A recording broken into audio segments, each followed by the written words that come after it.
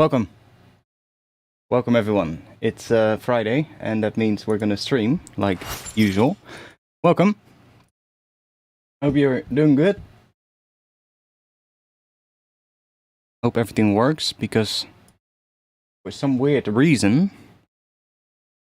there was no, well, if I go to my Discord, I posted a link there, but it's not really showing a thumbnail, so I hope, if I click it, it works, so I hope it's fine. I think it is, but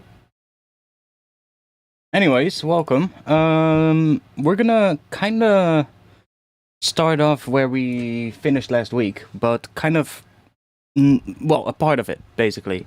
I didn't really have a lot of time to work on music this week, because I had to work a lot.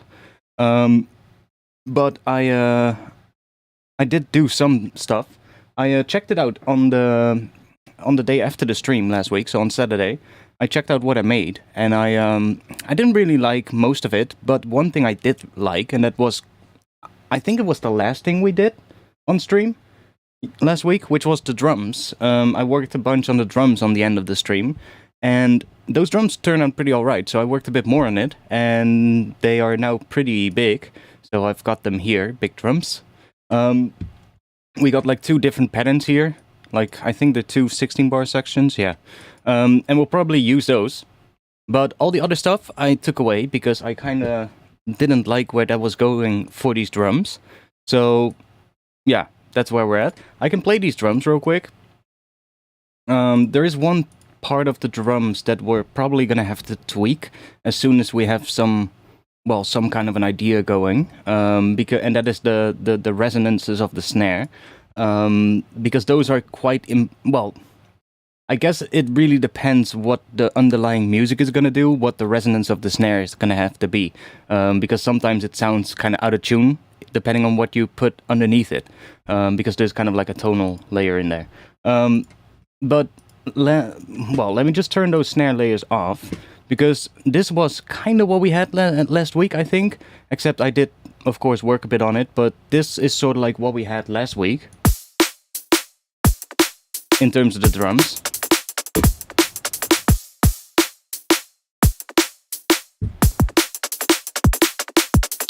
Right?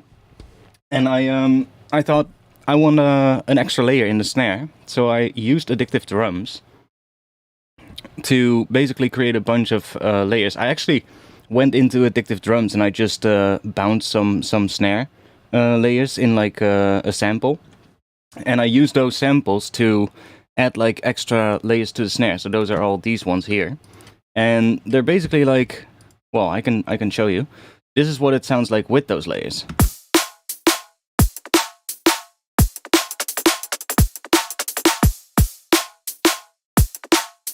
So they're basically like, kind of like acoustic layers. And we have another section here with different sort of like pattern.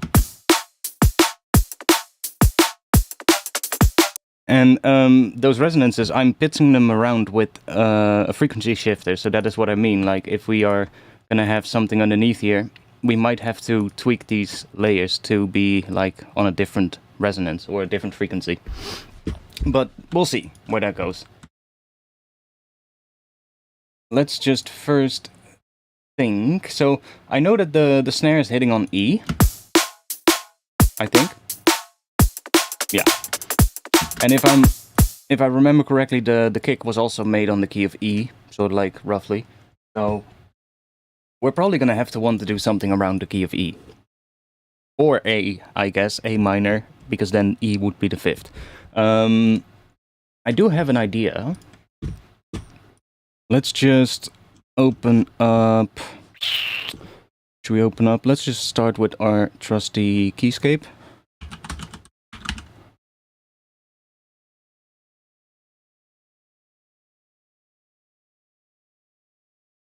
Only 6 people here? Interesting. Not sure if all the... Yeah, that's weird. Normally we have more people here. So it does look like something is off. Weird. If I click it in my YouTube, look like something is on. Yeah, it does work. Okay. Weird. Okay. Whatever. So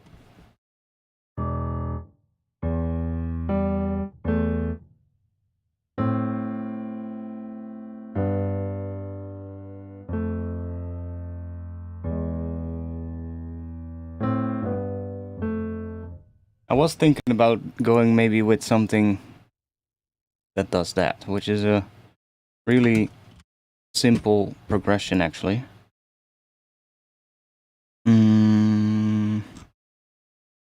Which isn't A minor, but it's kinda more...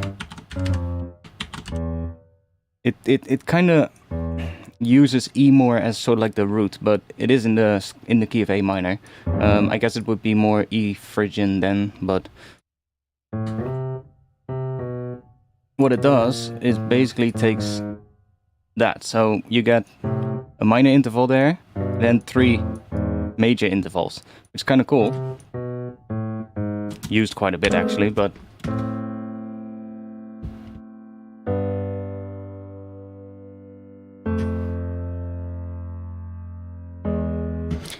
I believe it's actually called the Andalusian cadence, if I'm correct.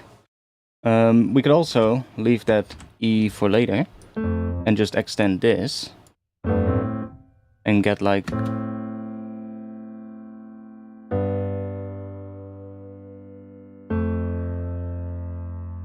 Then we can go back into here. That also works. And then we can use that one as sort of like a transition later. That could also work. Now let's see what I mean, because I think I want to have a bass line that is like 2 layers. So we get like a bass layer and a chord layer.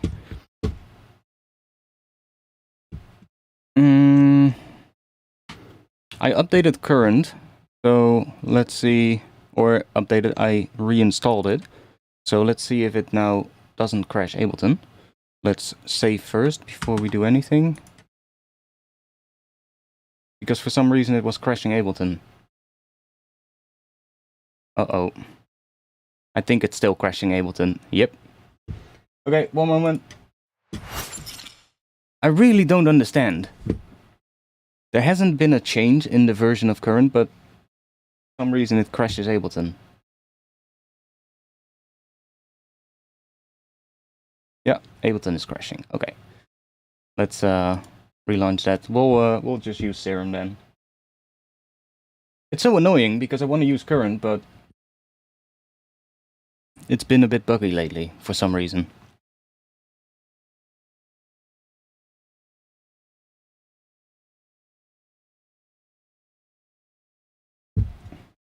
And good evening, Jay. I've seen you. You're the lonely person in the chat. I don't know what's up today. There's only like a couple of people here. Discord is not showing a thumbnail for the link that I posted there. But when I click the link, it does go to the live stream, so it seems to work. Really weird. Okay, let me reload the project real quick. Projects. That one.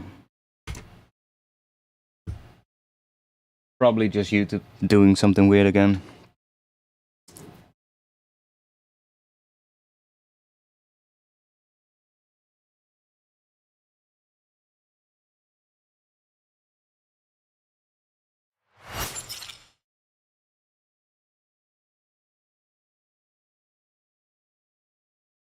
Let's wait for that to load.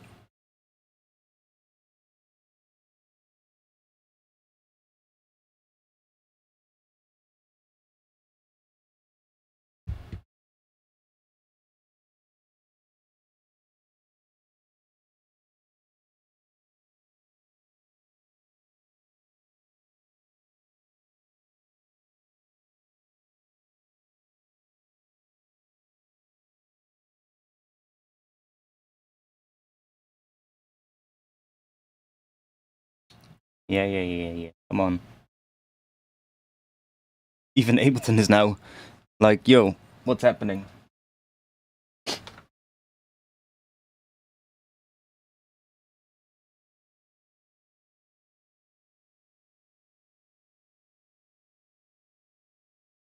Come on. What's going on? And I rebooted my PC as well, so that should not be the issue.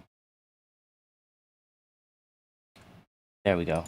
Like, that was not really a thing. It was just because Ableton was loading it, but... Okay, we're back. Now, let's not load current then. Let's just go for a serum. Because until they fix that, I probably don't want to use that on stream. Anyways, let's go in here and let's see if we can do something. Let's go.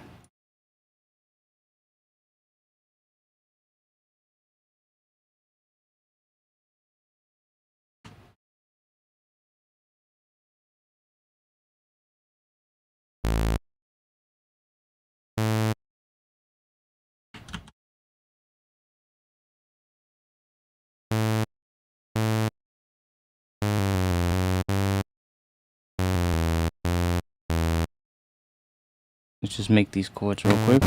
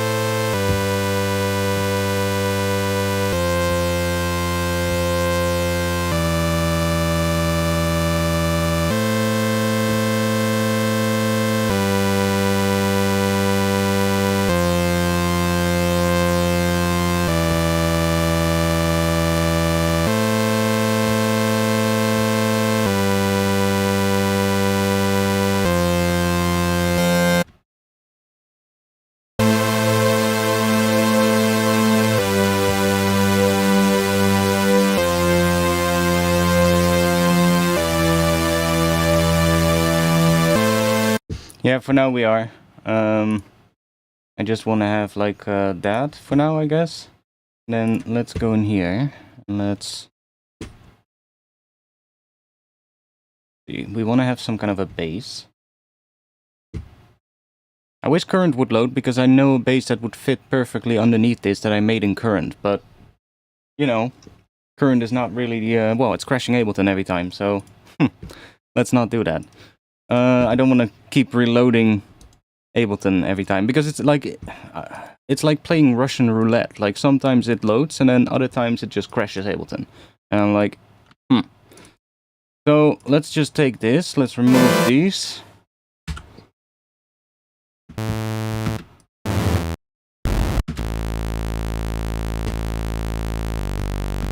And let's just do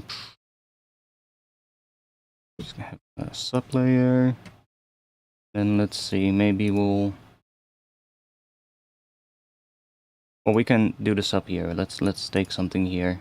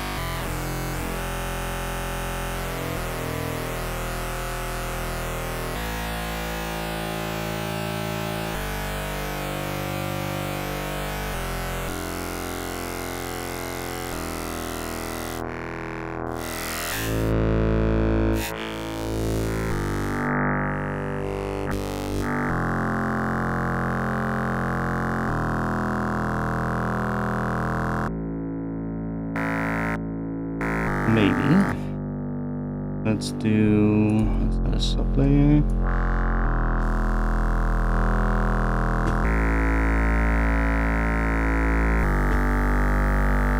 See, now I wish we had current, because then we could, well, I can still do this. Let's do high pass, noise.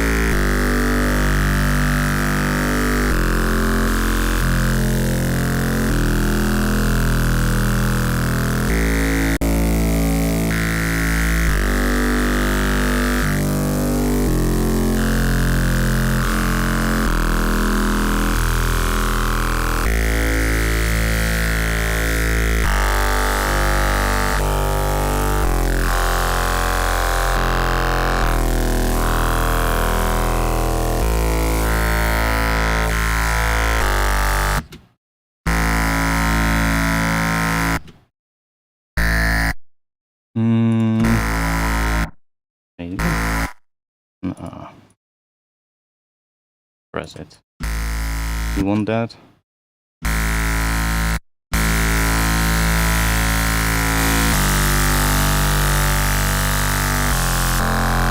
Let's just not do that.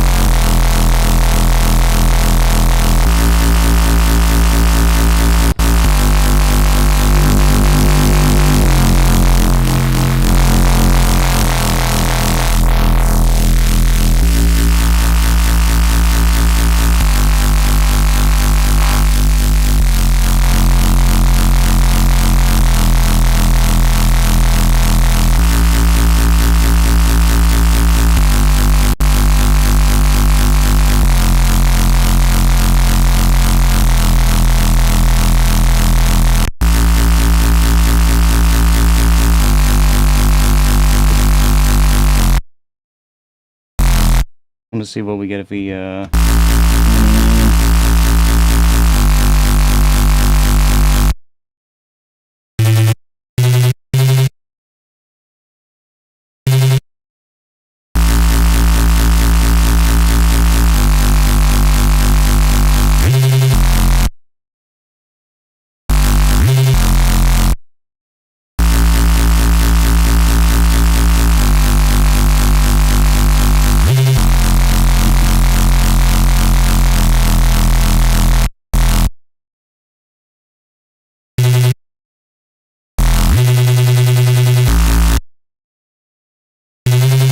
Okay, cool. We have a start. Let's right, we have that thing. Let's see.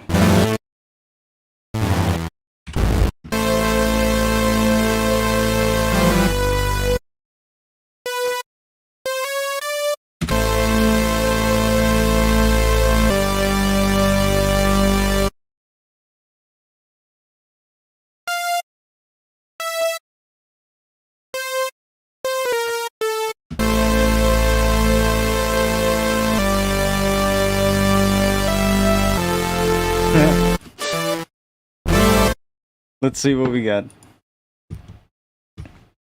We're obviously gonna high pass this one.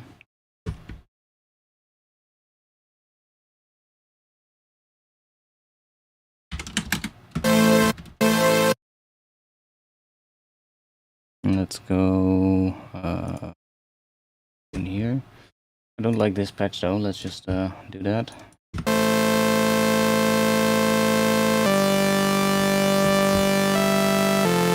We should start with that for now. And then group these. That thing is so loud. Let's bring it down a bit.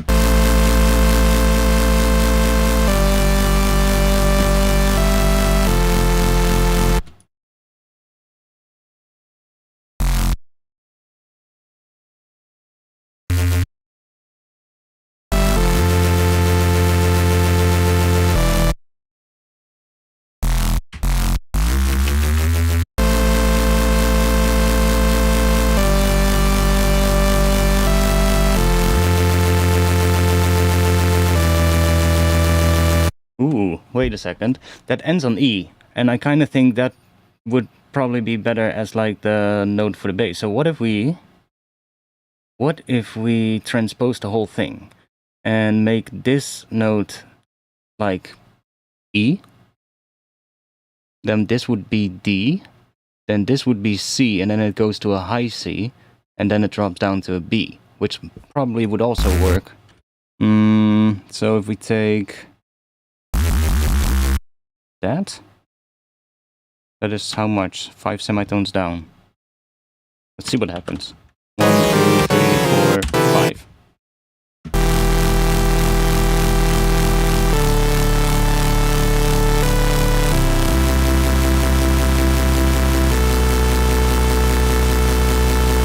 It's obviously a little messy at the moment, but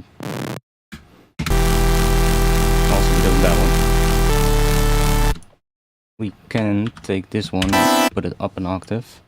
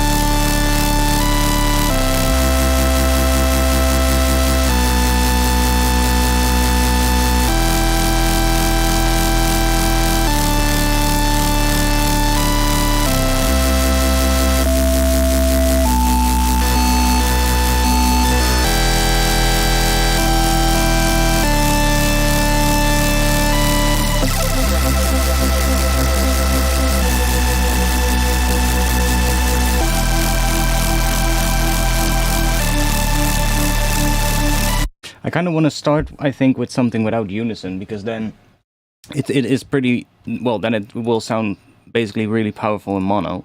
And then if we use like some effects to add width to it, then we can keep that mono sound while just adding something to it, as opposed to starting with something really wide and then trying to make it work well in mono. That's what I mean. Hey, there's finally some people coming in.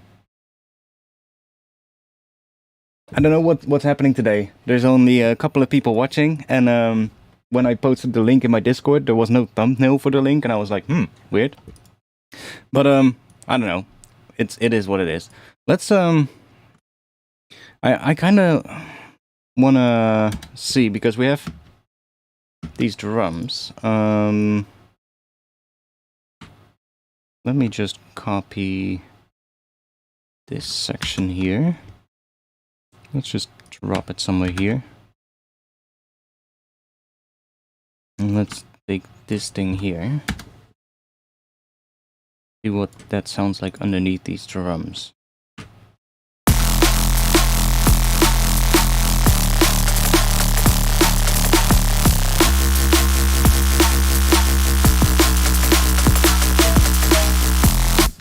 Okay, let's make sure we have Sidechain.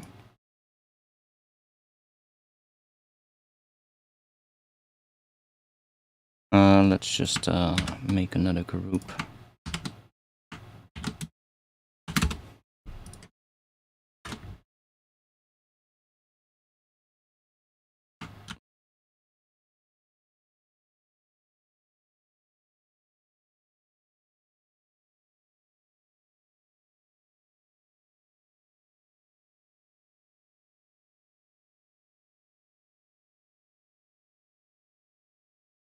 There we go. That should now... Yes, okay. I don't know, maybe 12 milliseconds or something.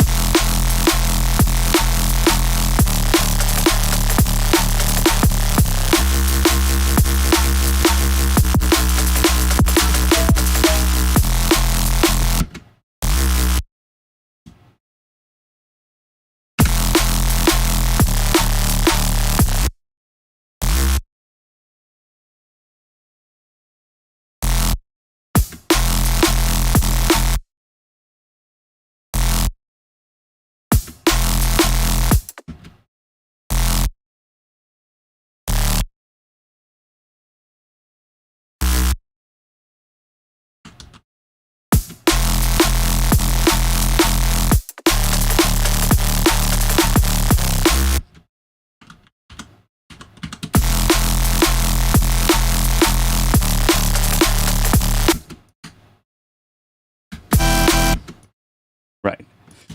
Let's check real quick, because I think these drums will work better in A minor for some reason. I think it was that.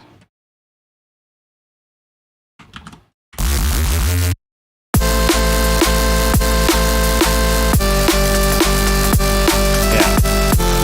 The drums will work better in A minor. See?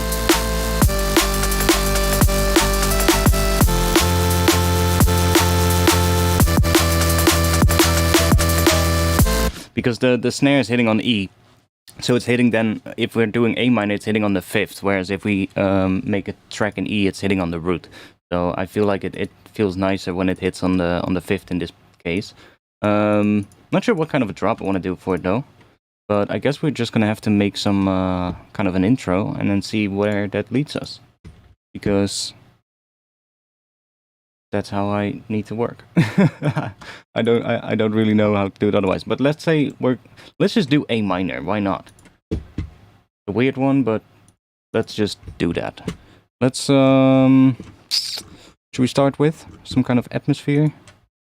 Oh wait, maybe we can do, where is it? Here. Grab a percussion sound. Perfect.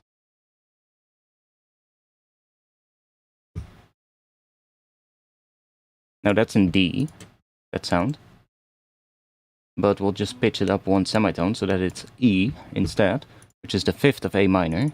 So we're just gonna do this. Let's make that a little shorter. Do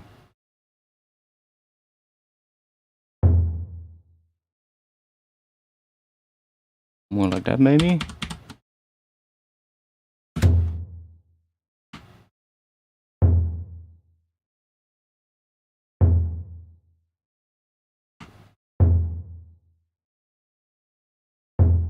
Sure. And then something underneath there. Let's just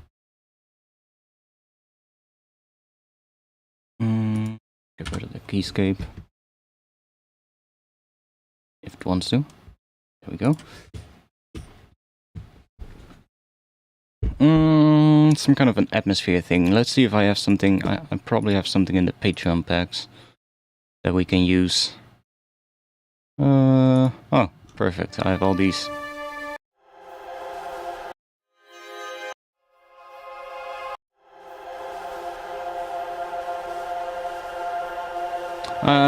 We can make one like that because I know how I made all of those. So let's just make one from scratch so that we can make it in the key that we want.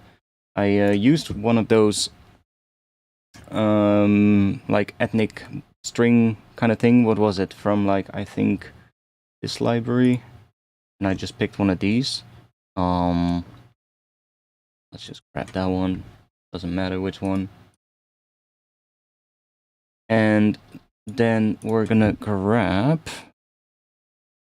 the Max for Life device that I put on Patreon this month, which is over here. So that's just the old one that I also showed in previous streams. I just added it so that it has a different display and it now uses the colors of your Ableton theme. And I put that on Patreon. So let's just add some notes here. I mean, we can first play something here. So we're in A minor to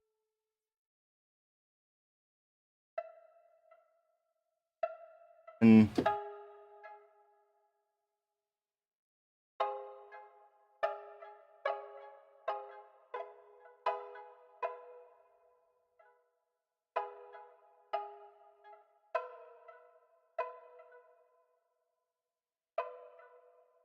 it doesn't. It sounds like shit now, but that's because this is not turned on.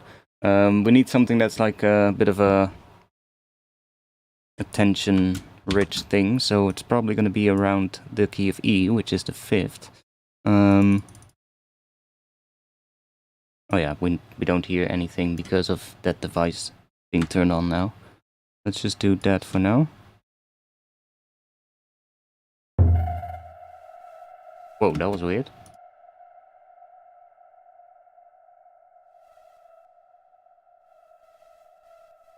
Huh? That was odd.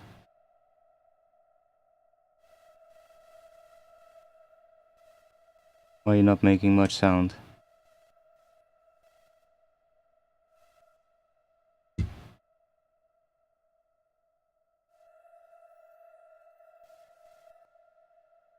Oh, it's only one note. Ah.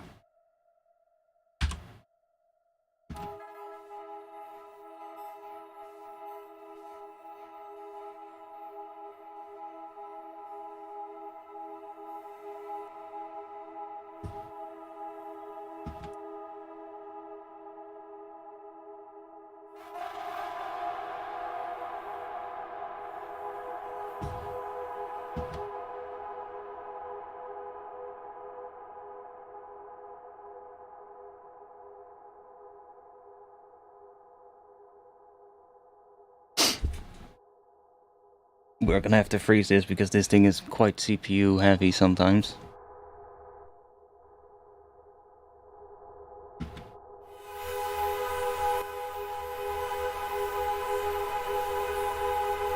But it's basically that what it creates out of that. add some more. Just add a Valhalla shimmer.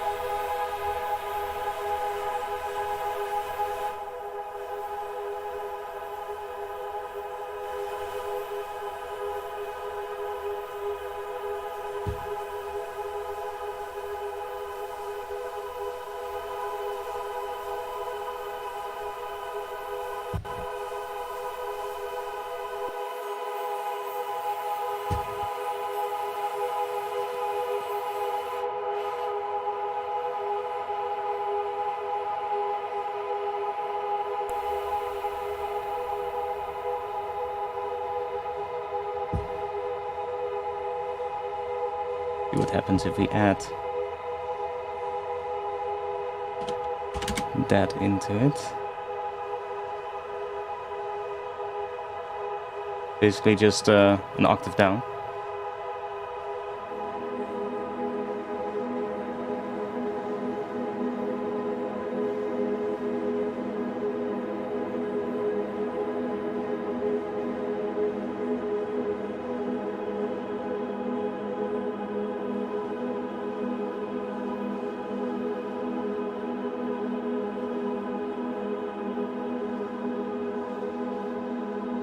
Very subtle.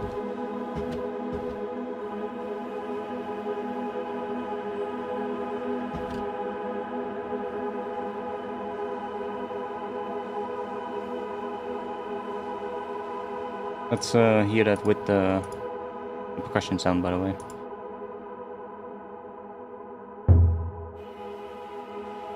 We're gonna have to resample it anyway because it's a little bit delayed because of that device.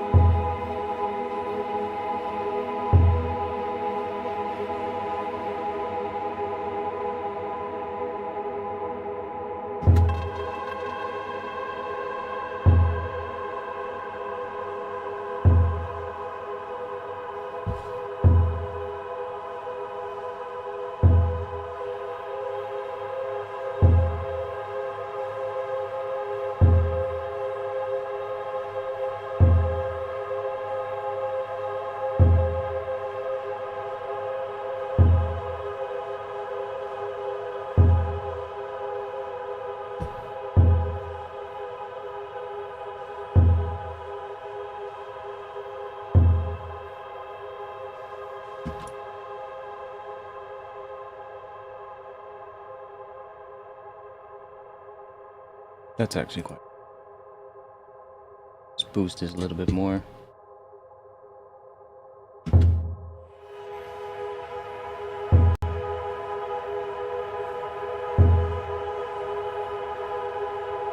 Now it's going to... let's just freeze this. So that we have two different chords now.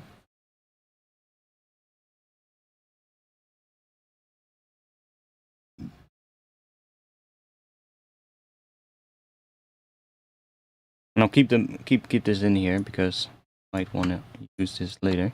Oh wait, maybe for some reason it has not. Huh. Then we'll record it. That's also cool.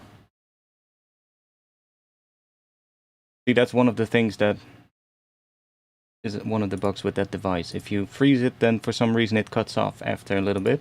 But if you just record, then it basically just keeps going. I'll show you. Like if we just do this.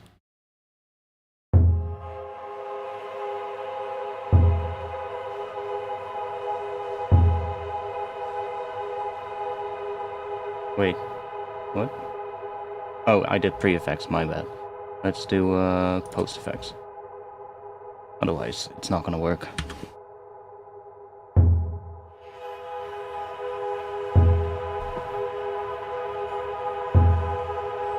It's just gonna keep going.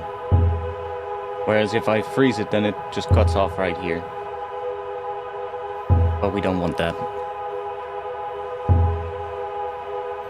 And then here it's gonna, it should change.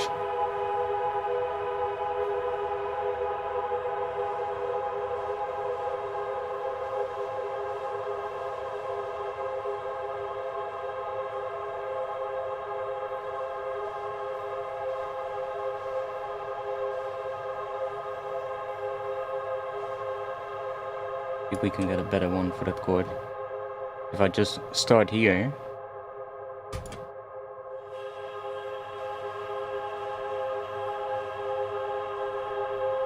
And we have one that is just that chord.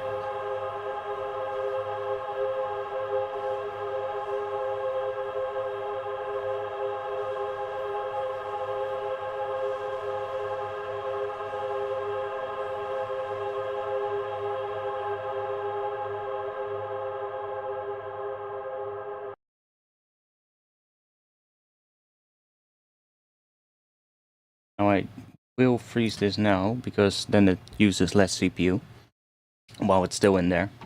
I really wish Ableton are they adding that with Live 12? I don't know. Are they finally adding something where if you turn a device off, it's actually not using any CPU versus what it's currently doing? Because currently, if you turn the device off, it is using less CPU, but it's still using some, which shouldn't have to be that way. Let's just grab this one then, I guess. Let's see. We can just grab like a section here, or let me just do that.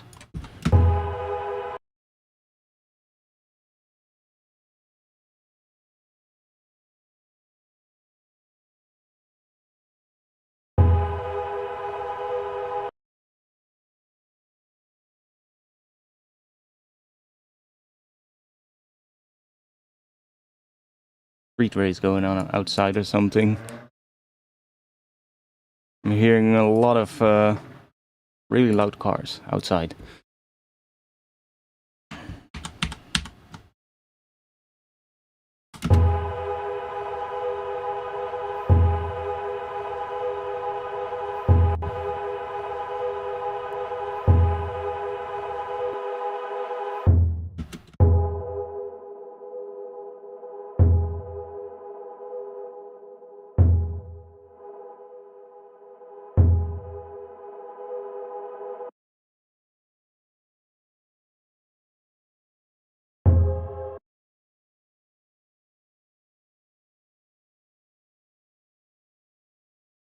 Make sure it's not gonna click.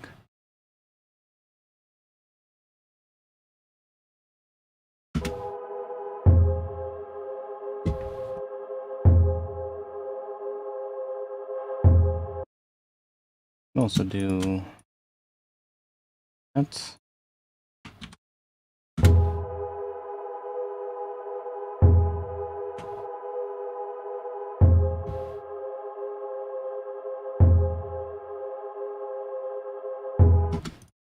Not sure yet. We'll see. Goes away.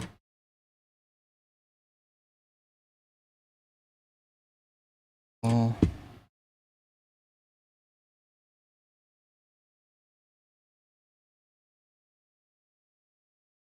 Here.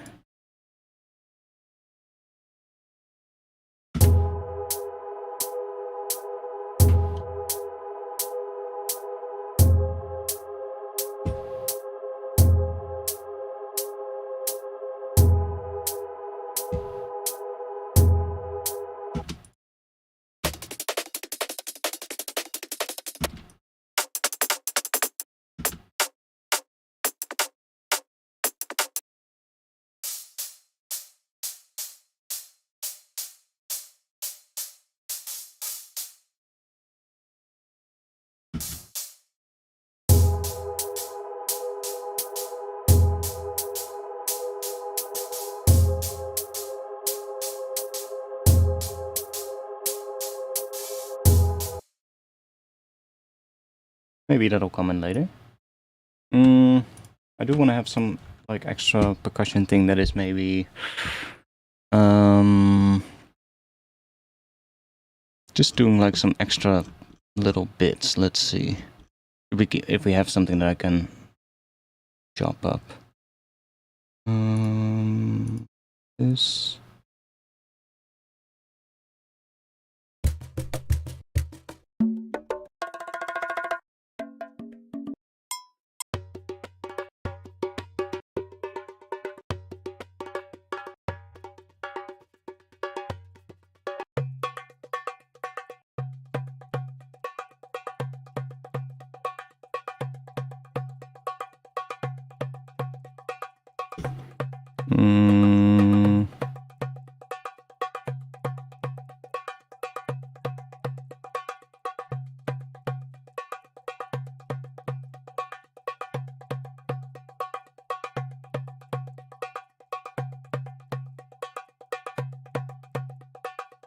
Thought I had another one.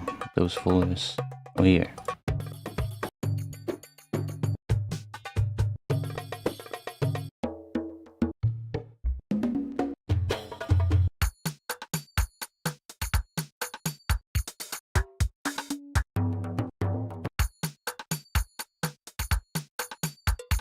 Fuck it, maybe we'll be able to make something from that one.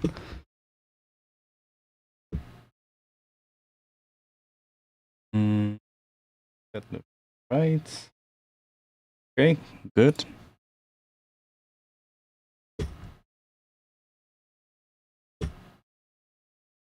Yo, Sophia. Welcome.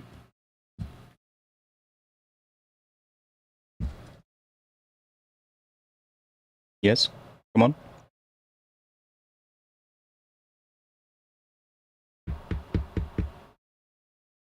Ah, there we go.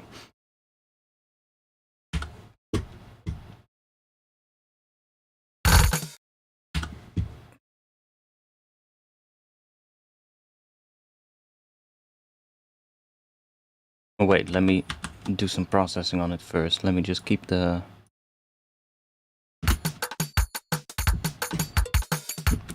Gonna sound like shit for now, but let's do... Sting down.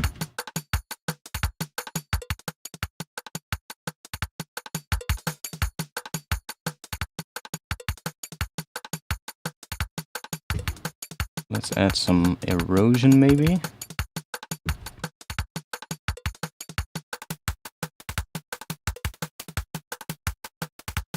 Let's add maybe a vocoder. Why not? On noise? Sure.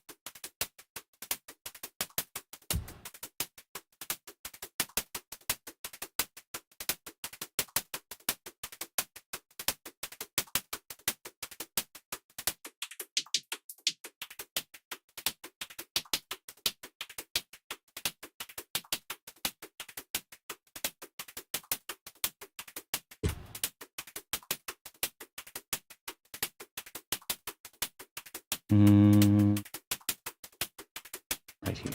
Try this one.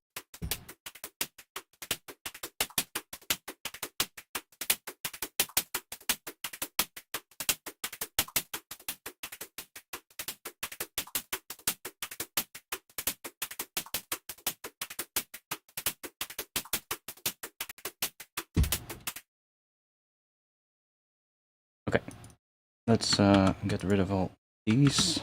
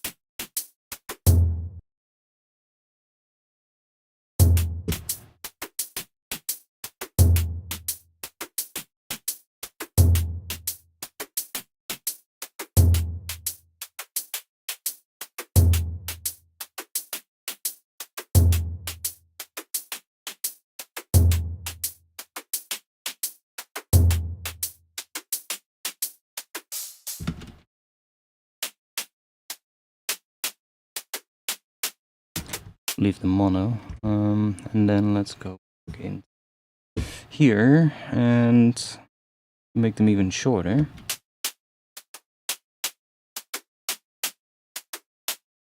Also have to go in here.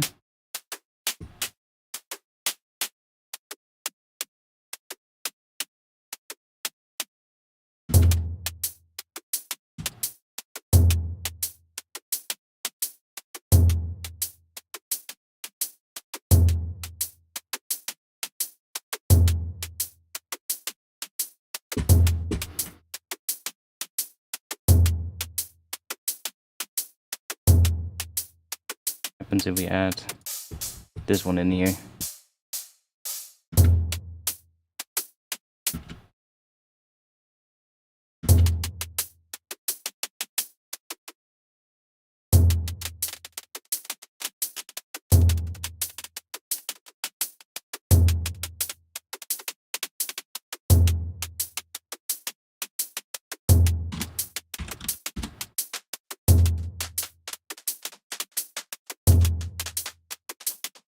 Widget.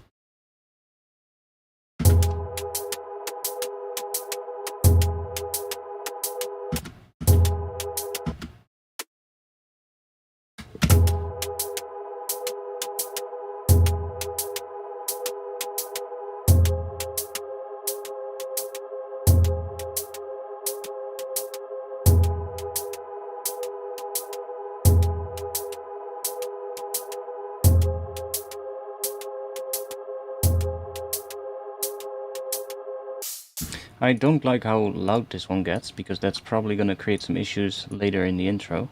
So I want to see what happens if we maybe limit this one a little bit. See, that first part gets a little bit louder. I want to see if I can limit that so that it's just a little bit more... bit more tamed. You get what I mean? Let's just bring the ceiling down maybe a little. See how much that... See, it still sounds relatively alright, but we don't have that loud peak at the start. So, can also maybe increase a little afterwards now. Like a little bit.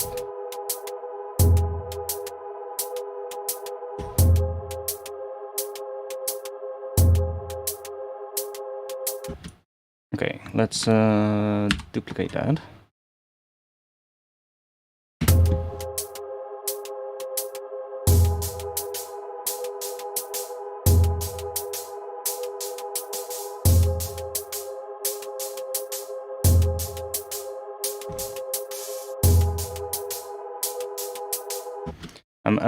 Maybe this now implies that it wants to do something else, but let's see what we get. Let's go and just load a serum for now.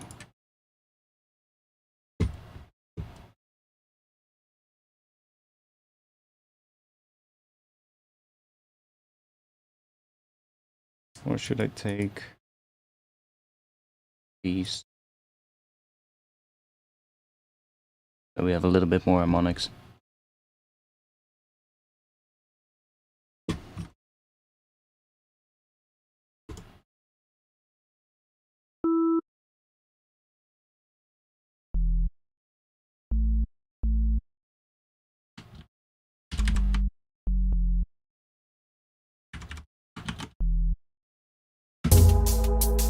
Yeah, see? What that would probably want that. Yeah.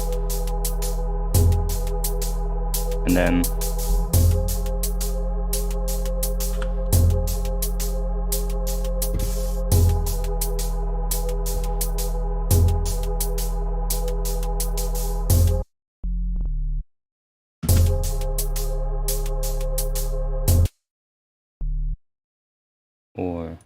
that.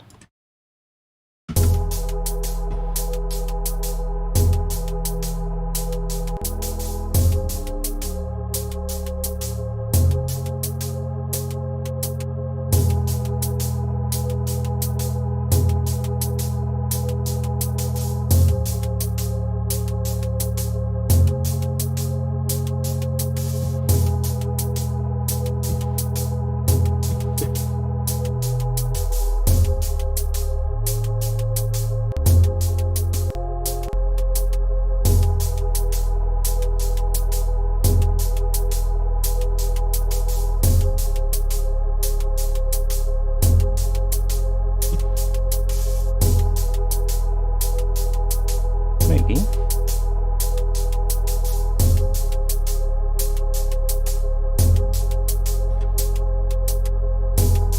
Wait, let's try maybe...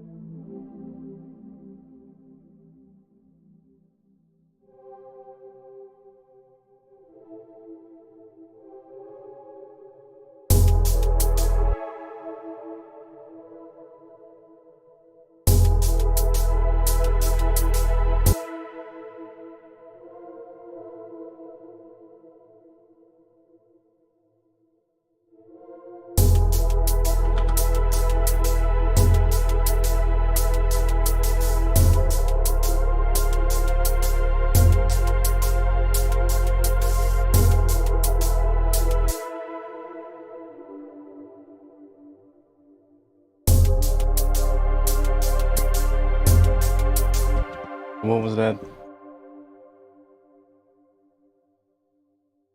What did I play again?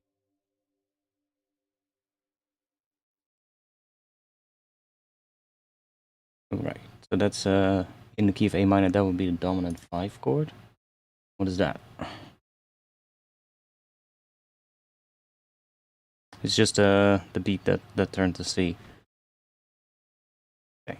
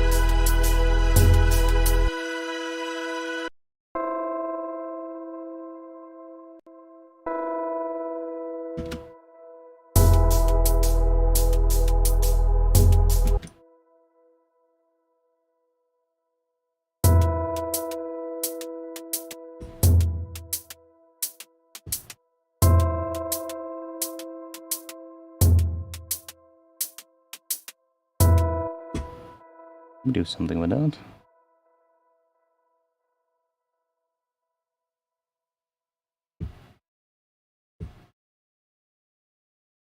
Why is the chat so quiet today? And does anybody have an idea? Because it's really quiet in the chat today compared to normal.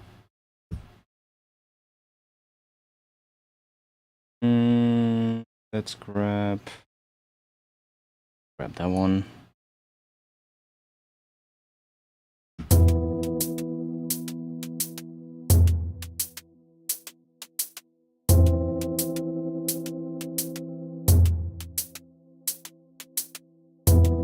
Now everybody's gonna talk.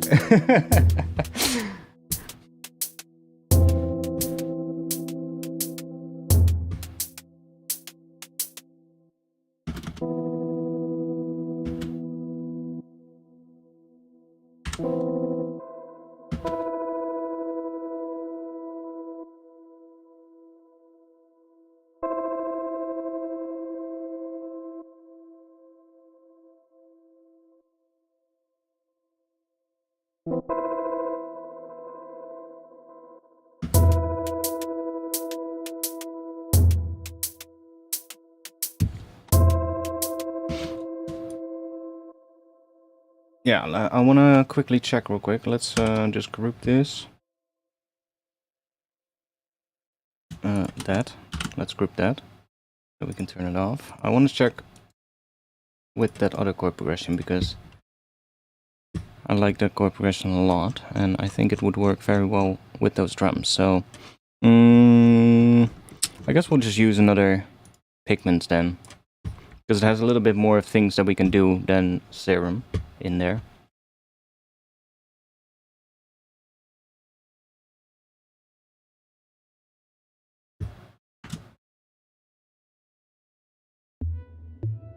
Oh yeah, let's go to a different patch.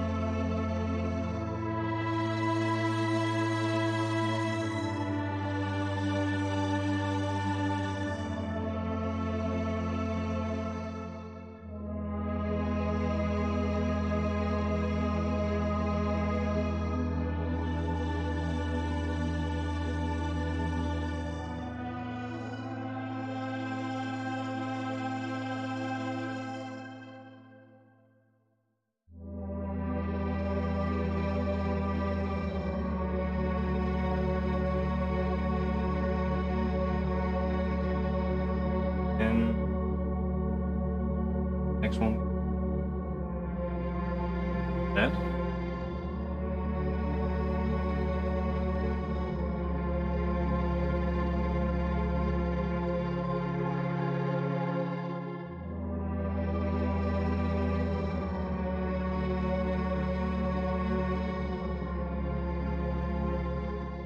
What else we have? We also could.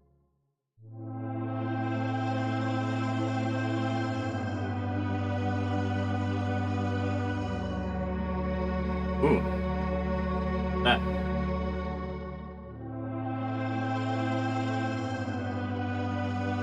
Ooh, the D major. What's that? This. Are we still in A minor then?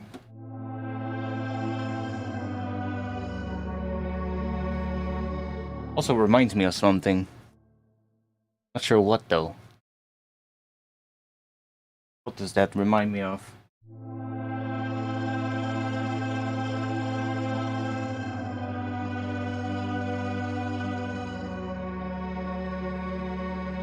I mean, we still have the drums from last week in here.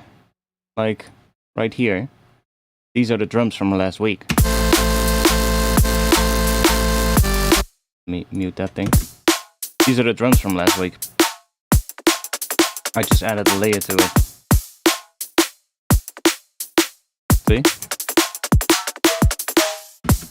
So, I just didn't like where the rest of the thing was going with these drums, so we're now trying to come up with something new for it. But,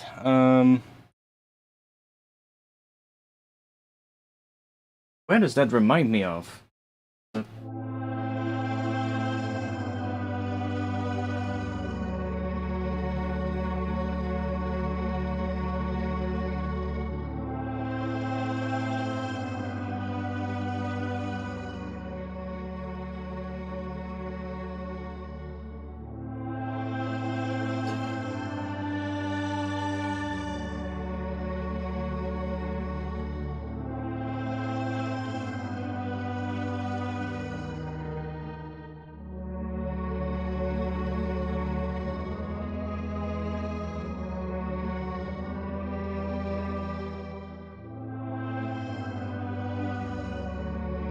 I have no clue what that reminds me of, but it reminds me of something.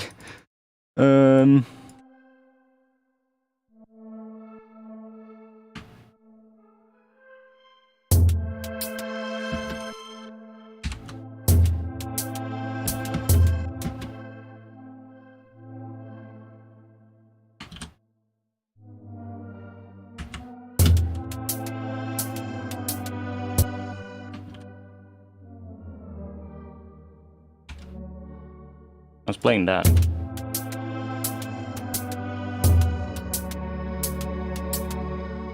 Really don't know what that reminds me of, but it sounds really familiar.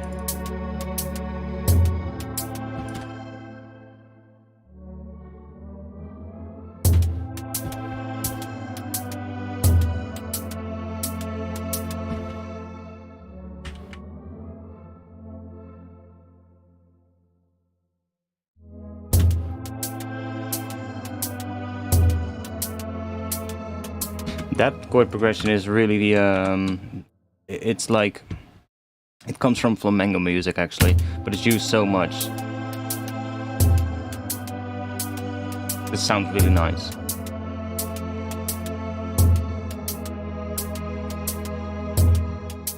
We could use that actually in here. Fits quite well.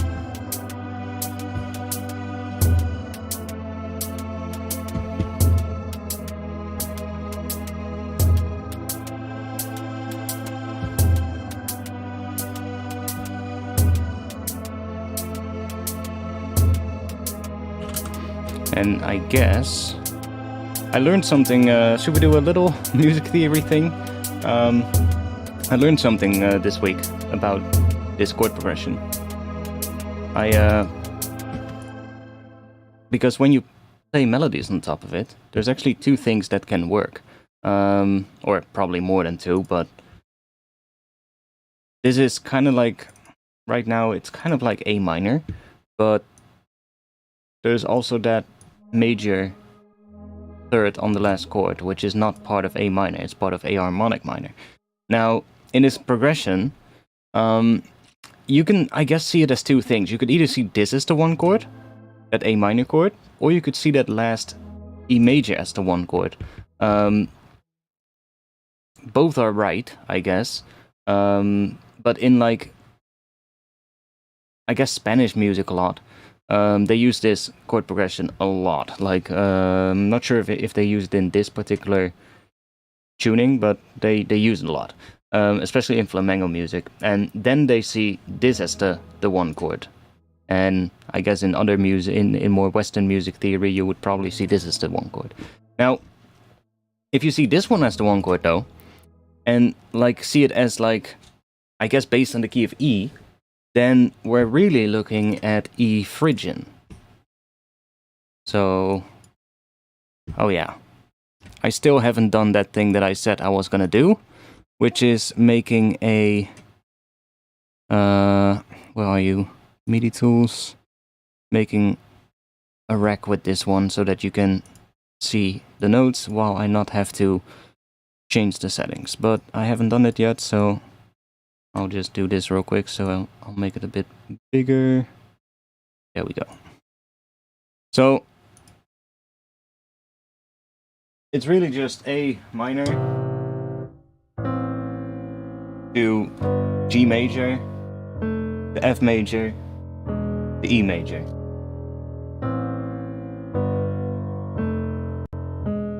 Now, if we looked at in the key of E, that would then be E Phrygian, so we get, right? But notice how that not includes that major third for E. So that includes G. So if we wanted really to be, I guess what this would be for that last chord would be E major Phrygian, so E Phrygian dominant.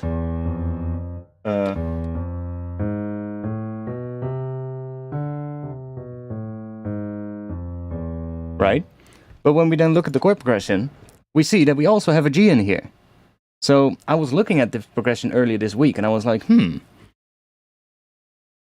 why does that work then? Right? And I was like, let's see. Well, because this is like coming on from originally from, I think, Spanish music or something else, but it actually has a name, that scale, which is the Spanish Phrygian, which has basically both the G and the G sharp in it. And the way they use it a lot of times is they alternate between the two depending on what they're playing. And that is something that I learned this week, and I was like, oh, that's actually really interesting. And as I started playing with this scale, and and utilizing that, it actually made a lot of sense. So if let's go to the piano real quick. Let's just go somewhere here where there's nothing else. So if you play a melody on top and you go up, let's say we do just a little scale on here. Let's just do that to that, that to that, and then we're gonna go back down for some. Let's just do that, or maybe even that. It's gonna sound like shit, but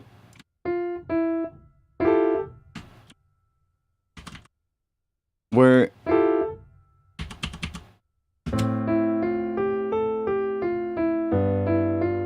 like that can repeat over the top of this, and it works. But what they do a lot is, like here we're going up, right?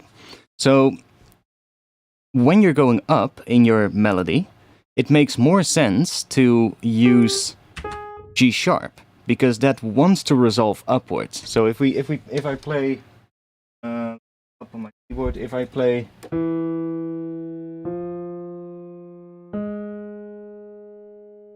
see, that wants to go up. If I do this, I mean, kind of works too, but it really wants to go up. But if we do this, then that A, well, it doesn't really sound like it's done, right? It kind of wants to go further up to that B. But if we use a G sharp, then that A could be the end of the phrase. It just sounds like, yeah, that could be finished, and then I guess we could repeat it on the next chord, or we could go down on the next chord. But then, so when you're going up, it makes more sense to use this, to use the G sharp. But then when you're going down, it makes more sense to use G, because that wants to resolve down more than the G sharp.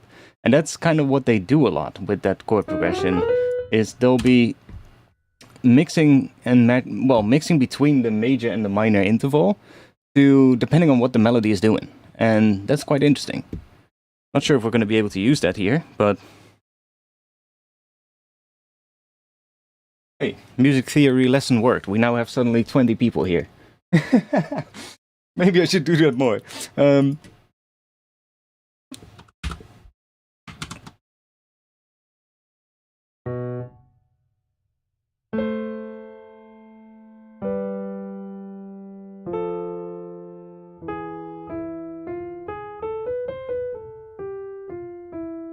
So even if I do that, like,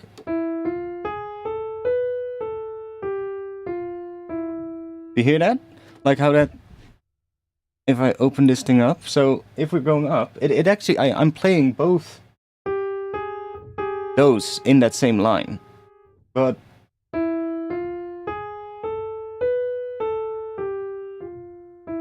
you hear how it doesn't sound weird? Whereas normally, most of the time, if you would play like both the major and the minor interval in one little thing, because we really get those three notes in the scale right next to each other. Most of the time that would sound quite odd, but because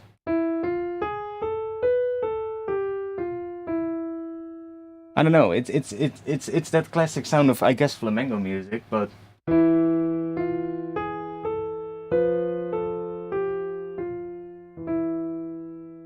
it just works. So it also,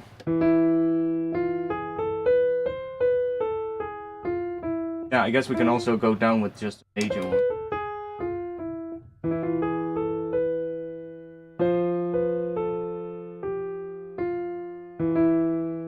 But minor kind of sounds cool.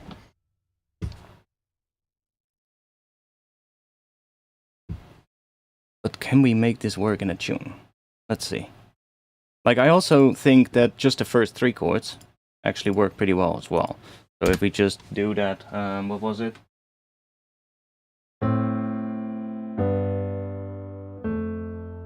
We can just end on that F sharp, or F.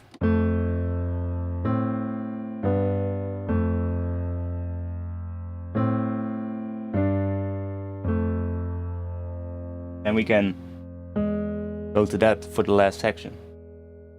We can also do that. Now, the question is, would that work in a drop? I guess we're gonna have to do the section before the drop first, and then see how that goes into it. So I'm hearing like a really big section here that does these chords, but like with a big synth. So we're gonna have to make that, I guess. Kind of similar to what we did here, but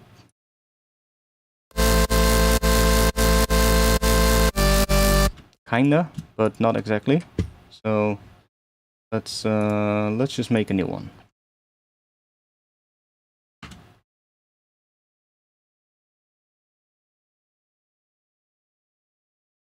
And it's probably gonna have to be based on saw waves because that's the sound I'm hearing, or at least for the chord layer.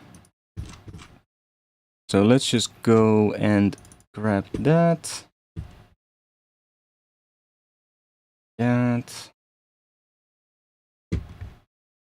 So I'm definitely hearing that.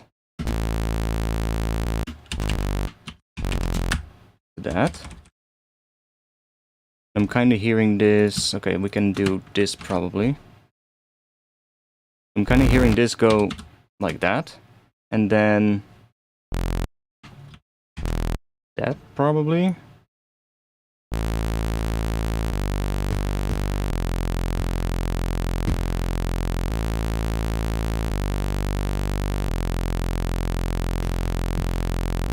Okay, let's go and add. We have A, let's do.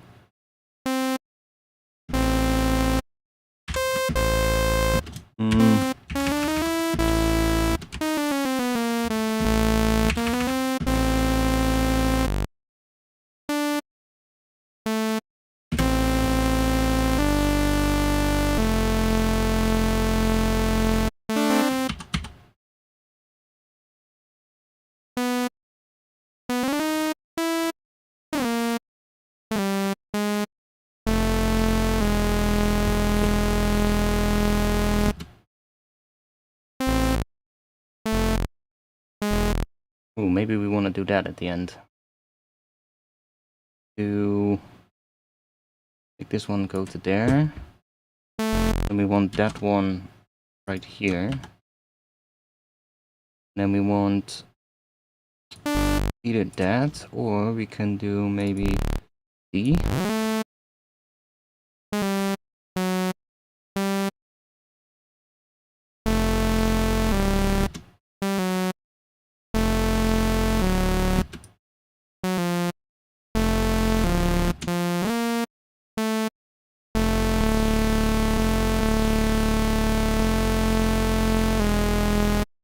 Maybe that.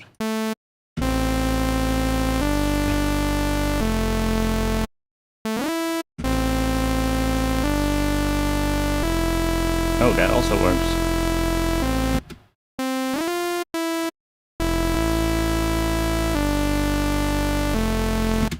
Oh, wait a second. What if we do... Let's add another layer to this, because we will probably want to have some more notes in here.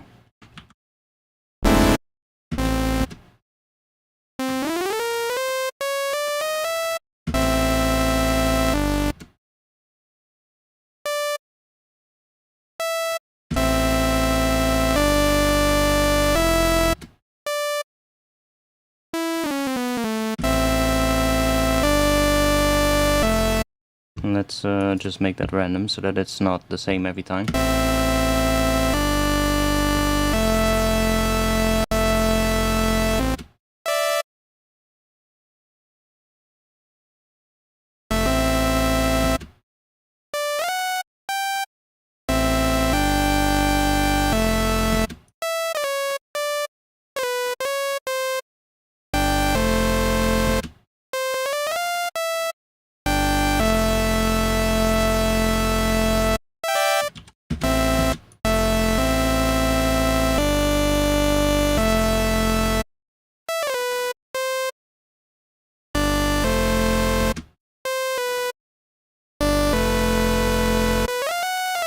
I'm not sure what we're gonna do here, but let's just go in here.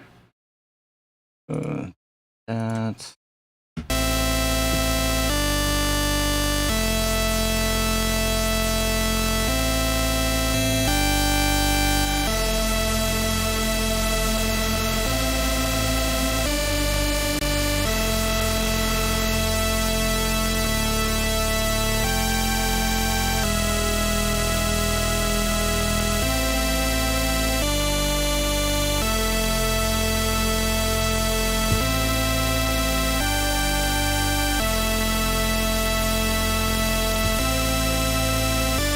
I know high end is really piercing, but we're gonna... let's just use this one. We're gonna roll it off a little bit.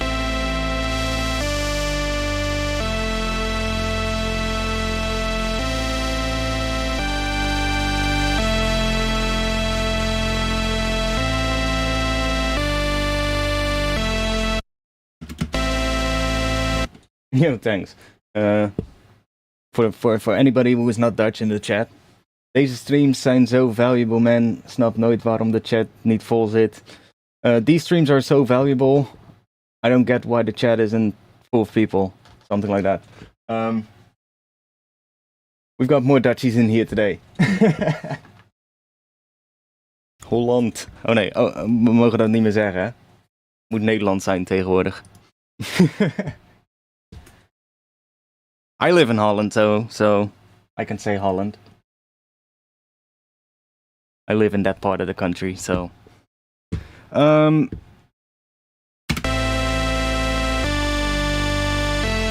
So we need, like, a bass layer underneath this, but I might want to try if we can get it outside of this one, and then maybe just make this one really big, and then see if we just replace the bass later.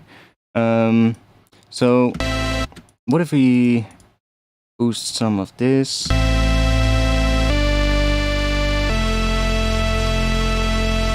Like, the sub is mono in here anyway, so we could get the sub out of this layer if we want to.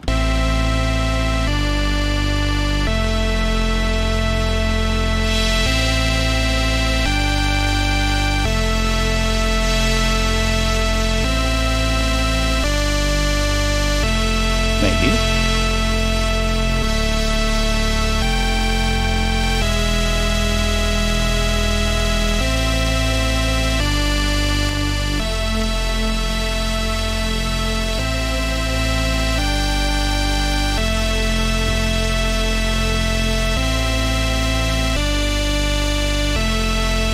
See, because I'm starting from a relatively mono source.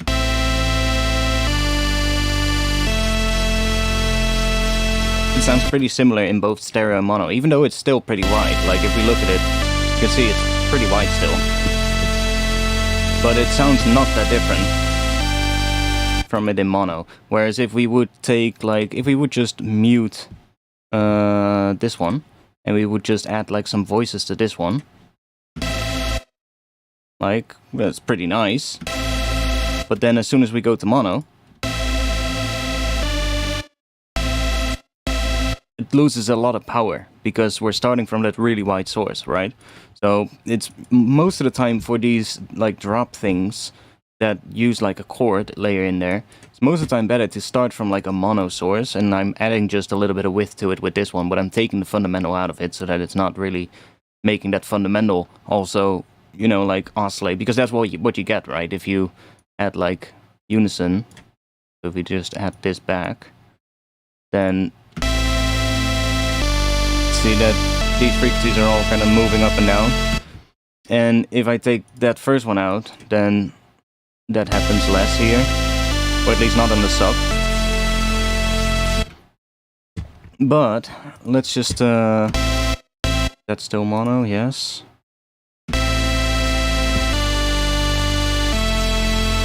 I want to make this one sound really big, so let's add some distortion to it. And probably good idea to do multiband distortion, because if we have a chord layer like that, and if we just do a single band distortion, then it really starts sounding pretty shit pretty quickly. So I'll show you what I mean. Like, if I just crank this drive up, we can already hear it a little bit. But as soon as we crank this up, see how shitty it starts sounding? Because well, we're feeding a chord into it, right? We're not feeding a single note into this. So that becomes quite shitty. Pretty quickly, actually. Like, subtly, it can be nice. But if we do it in multiband, then a lot of times you get a much cleaner sound. So, like, let's say we want just a little bit of saturation on the sub. Maybe on this area. Let's just add another layer that is not going to have the sub, but is going to be a bit more in the higher frequencies. Or the mids, maybe. And we'll just, I don't know.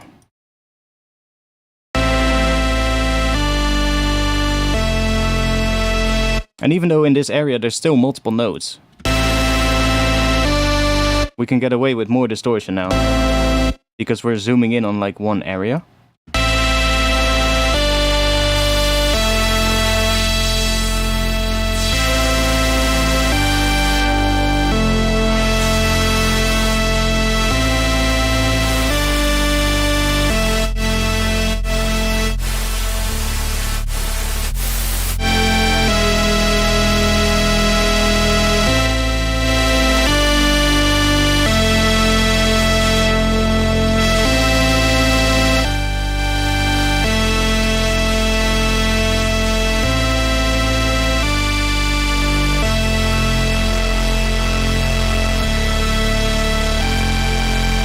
I do like it with sub though. Let's see.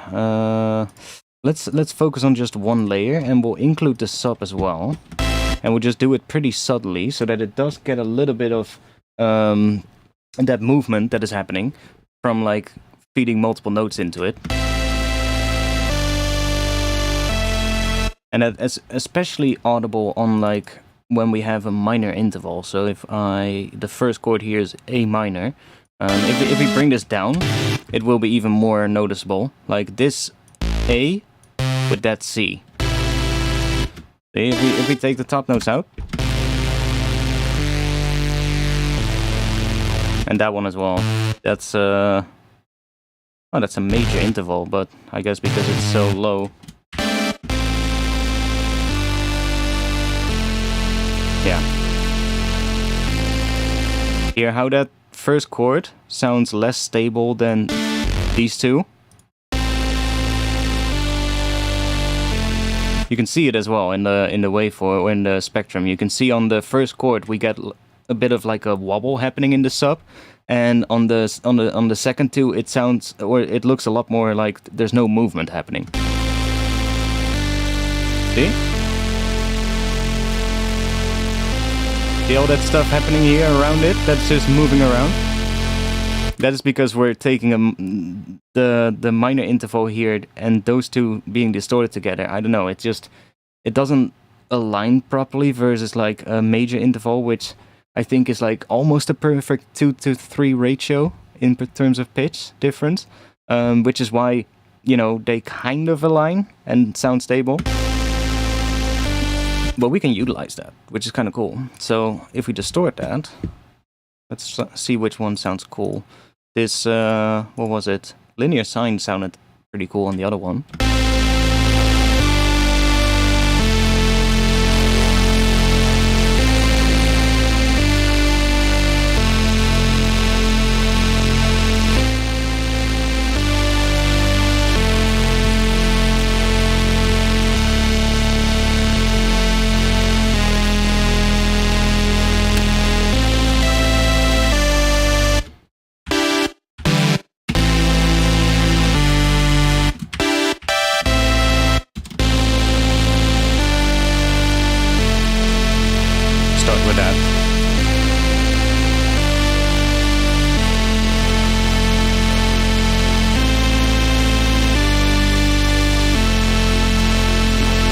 See, this is something I also need to be careful with, because now I'm making the white layer higher pitched than this layer. So now we will probably hear difference in between the mono and the stereo quite a bit.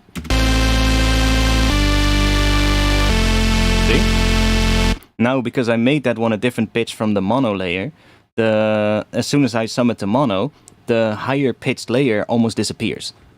Or it just gets a lot quieter, because it's very wide. So that would be something you probably want to be careful with, if you want to do that. Maybe just leave it there. But it does sound cool with that extra layer. So, what if we...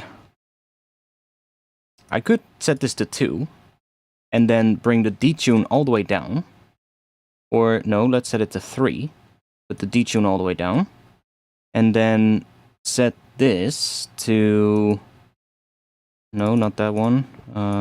Set this one to that. And then do the same here. Now, we should be getting a higher octave in both of them.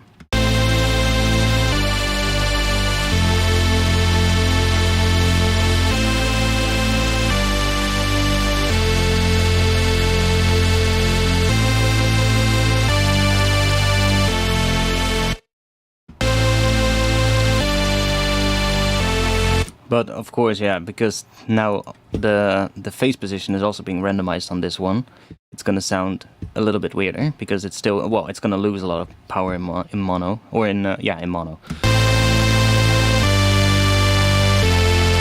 That should be fixed now. See? Now we only lose the width, but it still sounds just as loud, which is kind of what you want.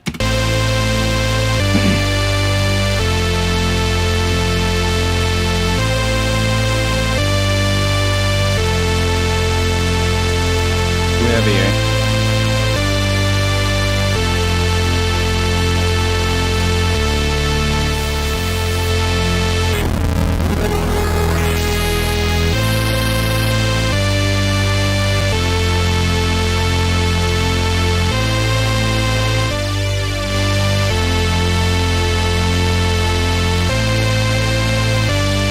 Chorus is another one of those things, but this chorus seems to sound fine when you leave the dry wet at 100%, but as soon as you bring it so like down, it starts phasing with the original, and then you start hearing like quite a bit of difference again between summing it to mono and having it in stereo. But having it all the way up, you can kind of just get the movement of this one, which is actually just acting as a vibrato right now because there's no width and no feedback.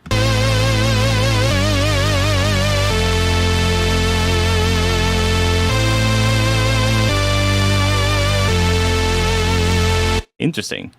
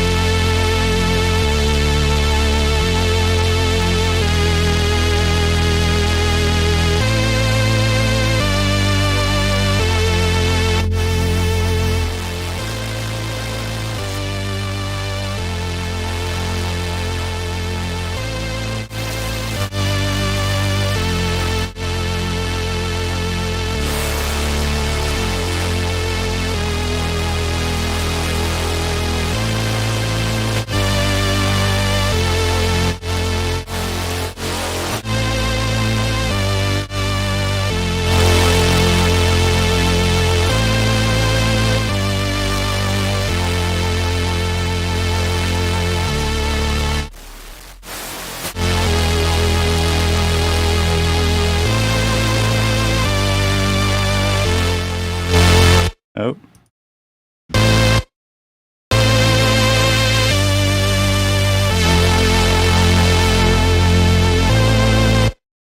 Are we clipping? Probably.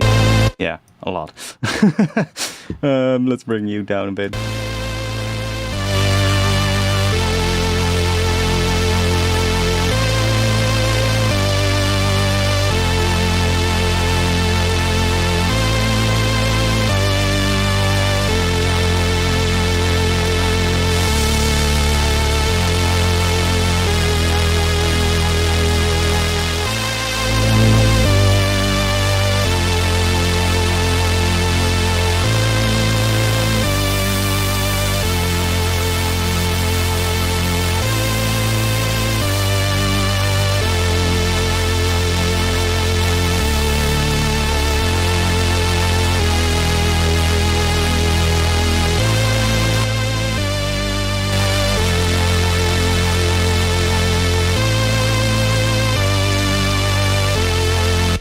Okay, cool. Let's go into...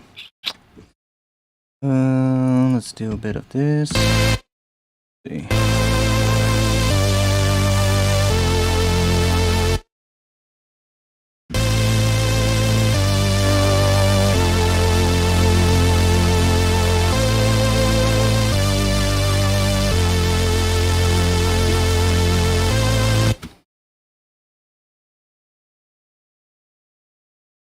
Also this one.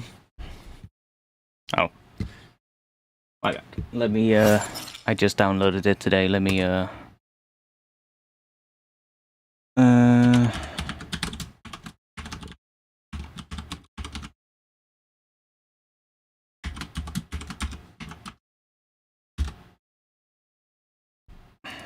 it.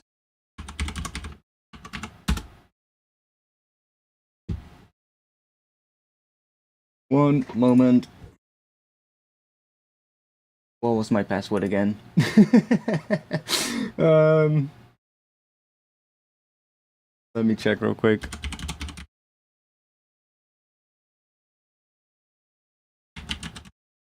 That's why you different view.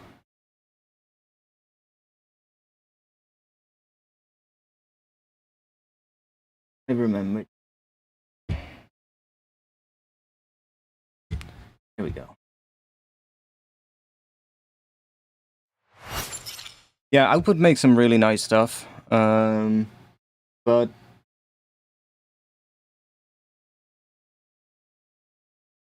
let's see, this one has... Wait, does this one not have the multiband filter in it? Didn't this one in current have like a multiband filter? Ooh, they should add that to this one as well. Oh no, wait, that was the chorus. Have they released that one already? No. Ah, yeah, that was the chorus. Their chorus in current is really cool because it has like a filter that allows you to not only high pass but also low pass at the same time. So kind of create like a band pass, which is really cool because then you can kind of just chorus the mid frequencies while leaving the high end that might be really like if you have some really like nice raspy high end, for instance, then as soon as you add chorus to that, it kind of washes out, right? It becomes really washed out. So if you want to keep that high end nice and crispy, for instance, then you can use the low pass on the chorus. But then it's also going to low pass everything, or it's also going to add chorus to like the low frequencies and such. So if you don't want that, then you can use a high pass. But then it will, again, of course, because most of the time there's only a high pass or a low pass on the chorus and not really both that you can use at once.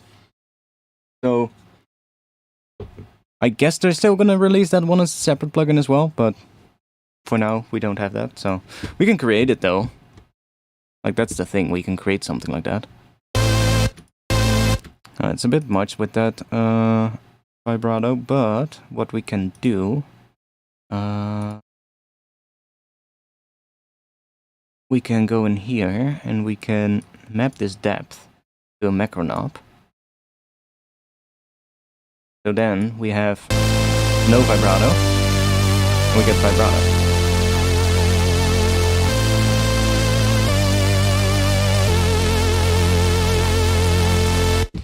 Really interesting. Let's see, if we do a bit of chorus, but only on the mids or something. Let's see. Let's grab...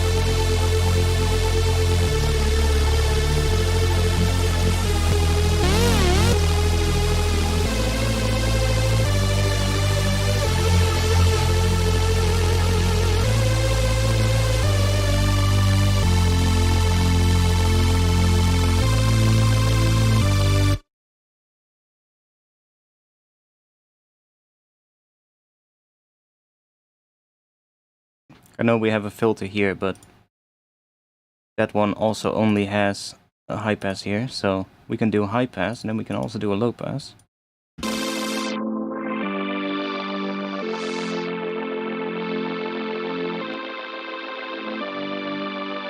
That area.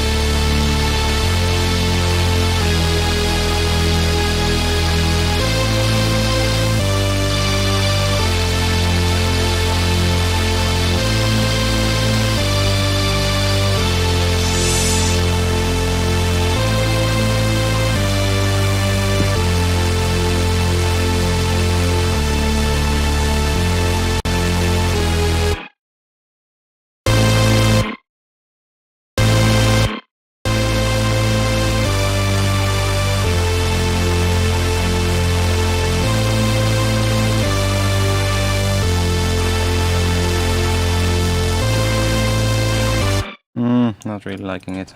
Let's get rid of that.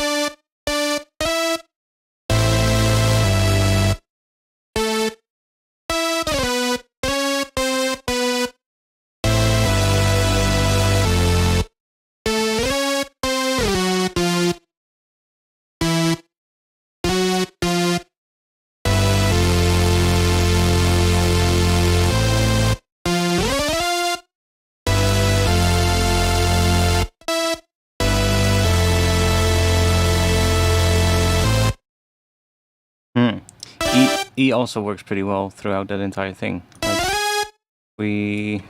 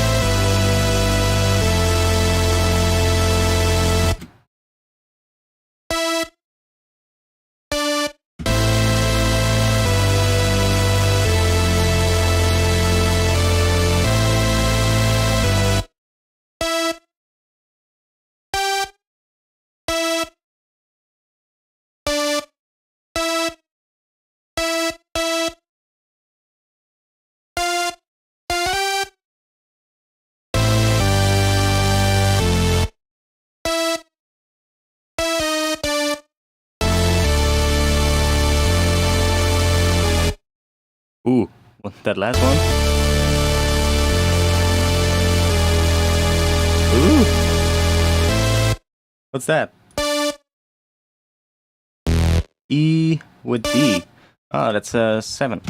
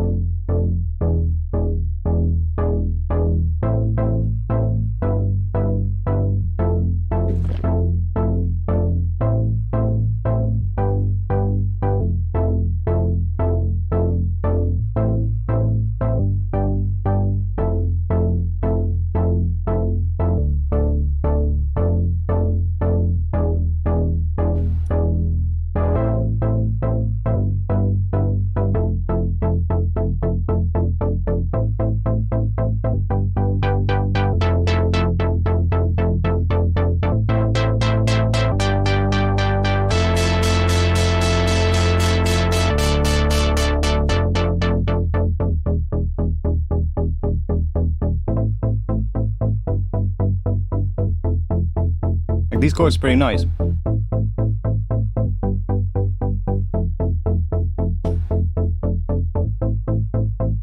Now this obviously doesn't re-trigger, but we can do it with something that does. Can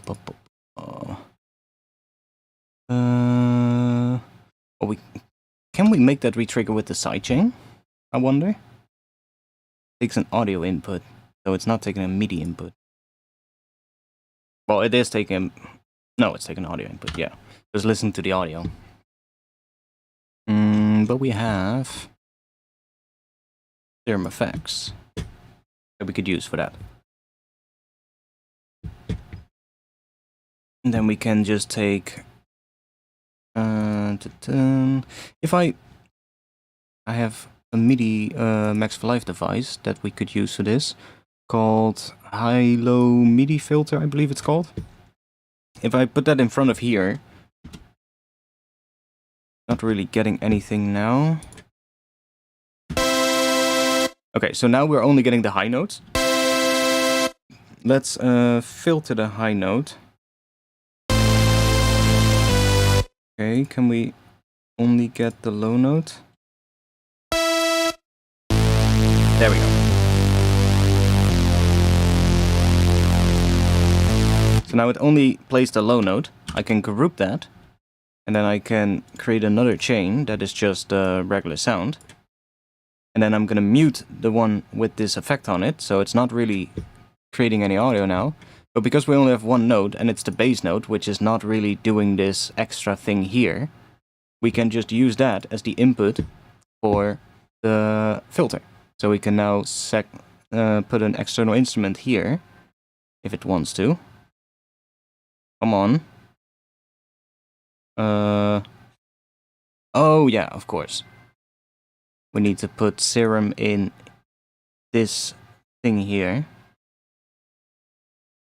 Wait. Oh, my bad. Let's cut this one. Let's delete this rack. We need to group the serum. There we go. And then we create a new chain in here where we drop this one. And then we mute it. And then we can put an external instrument in here. Needs to be an instrument rack. And then we can send that into track 38, into Serum Effects. So now that one note is feeding into Serum Effects, re-triggering it. And then we can go into here. We can go and use this filter. Let's just set this to audio in. So that's receiving audio. And then we have this filter that we can add here. And then we can use this one and set it to trigger. And then we want dotted timing.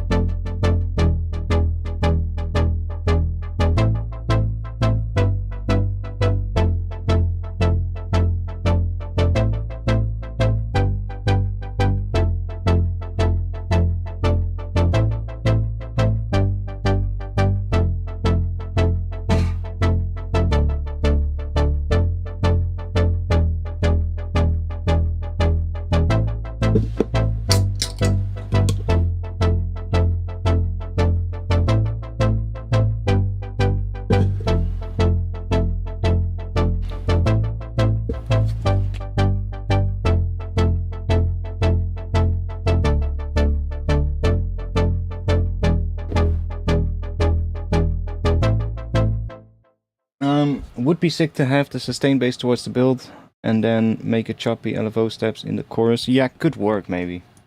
I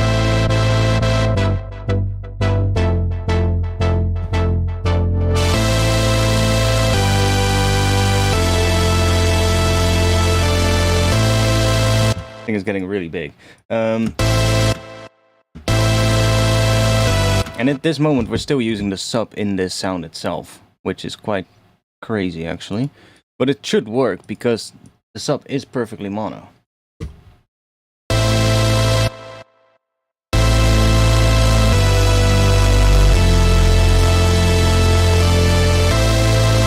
But it might sound cleaner if we have a separate sub.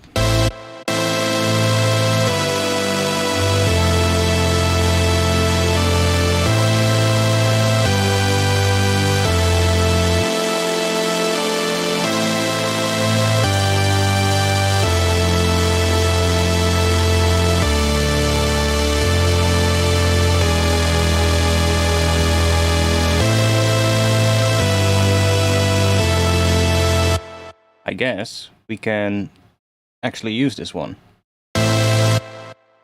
If we group this, then we could put another instrument in here and make a bass line. Then we need to put this in here.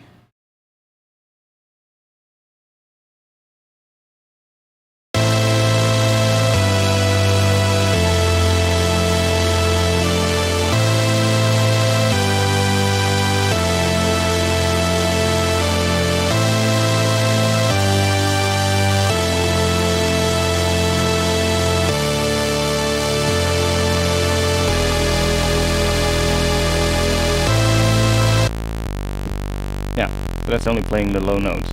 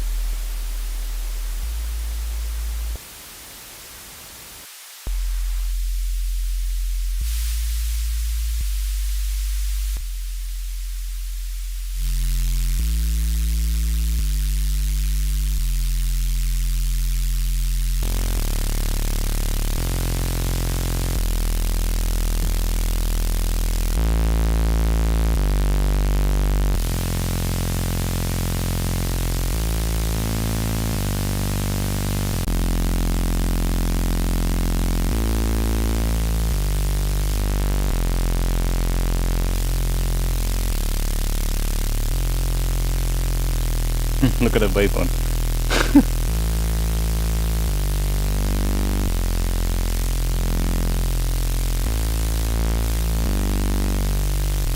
So awkward. Let's go maybe...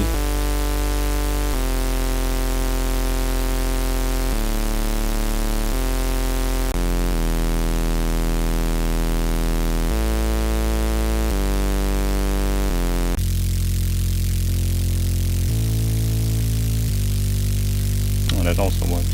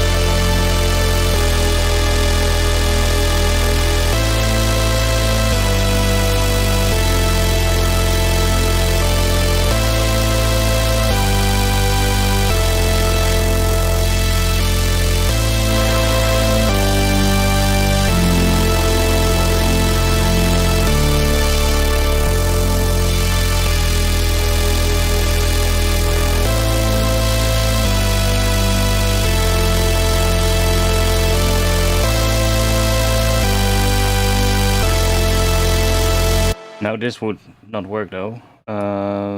We can put the serum effects right here. Is it still going into serum effects? Yeah.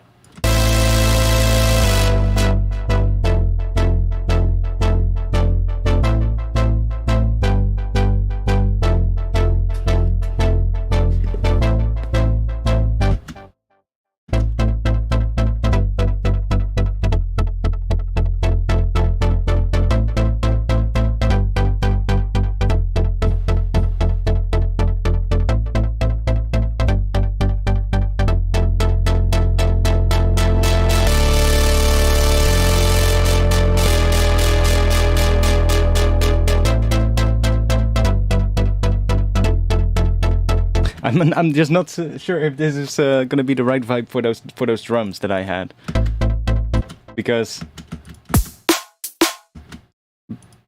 maybe not. Those stabby kind of things.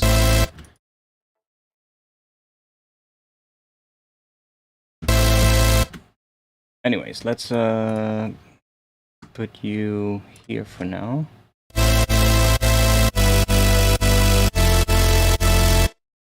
See if we can focus on this section.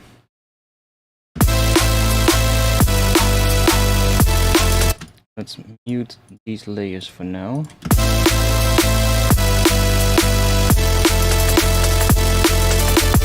Yeah. We have a copy of this anyway, so it doesn't matter what I do now. I can just go in here and let's see.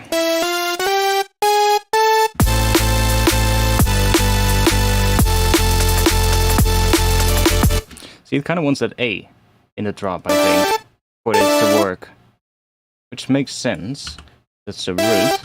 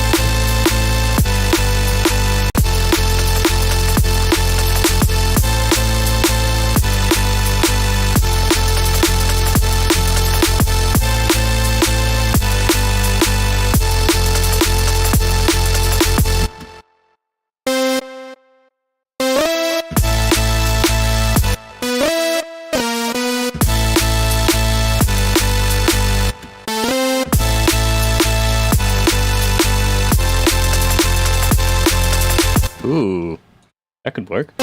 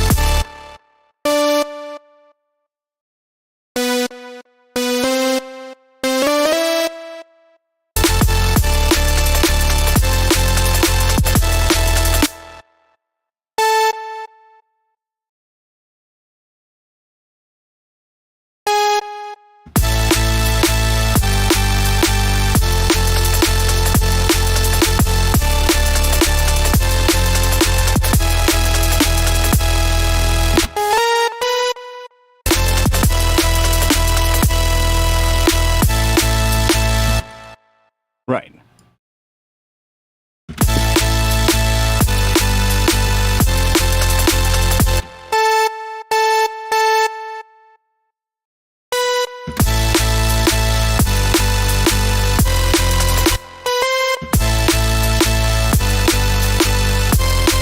No, that wants to stay on that one.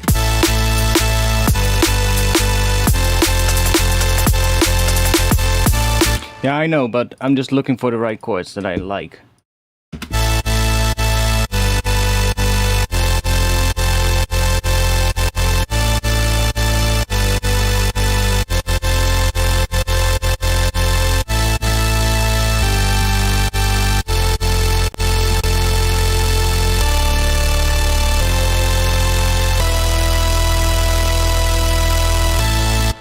And I like this one though.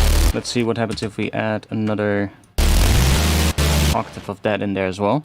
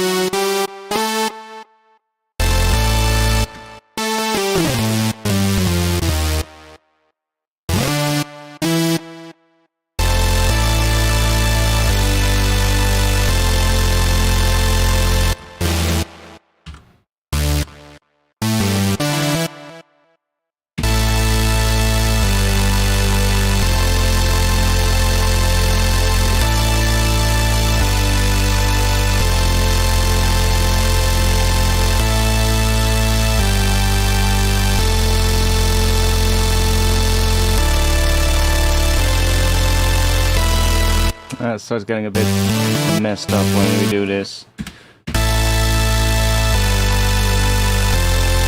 Yeah, it sounds clean like that. We have A minor, we have A and an E. So what if we...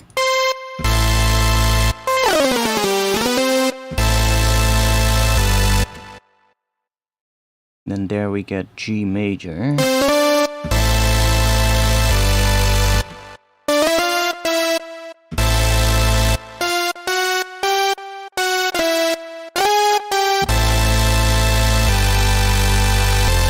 Ooh. Yeah. There we go. And then let's just repeat that.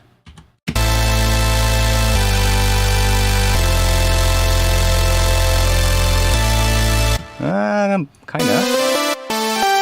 What if we just repeat this?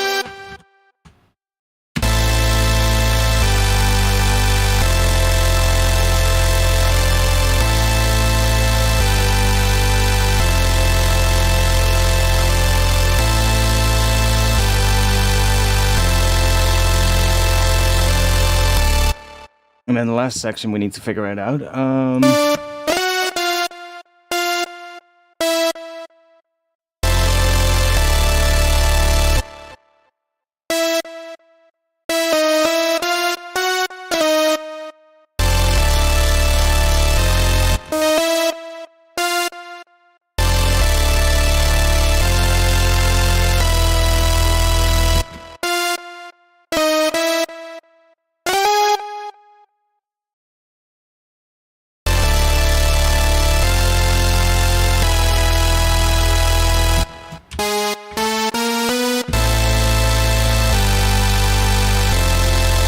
Yeah, we have the other one here.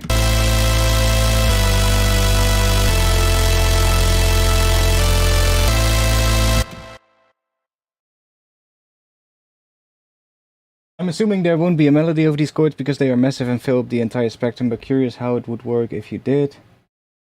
I mean, we can try out real quick if we just do... It's gonna be a little bit high, but let's see what happens. If we do, we can easily do like a little repeating thing.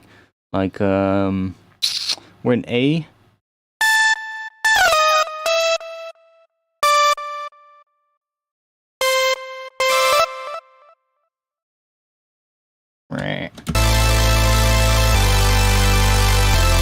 Oh, actually, should we add a fucking ARP in this thing? Maybe we should. Add like an ARP in here that does like a crazy thing layered with this. Now we're getting ideas. That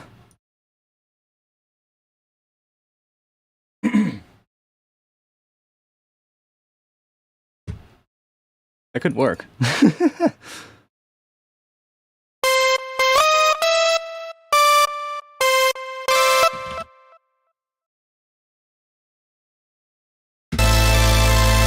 Oh.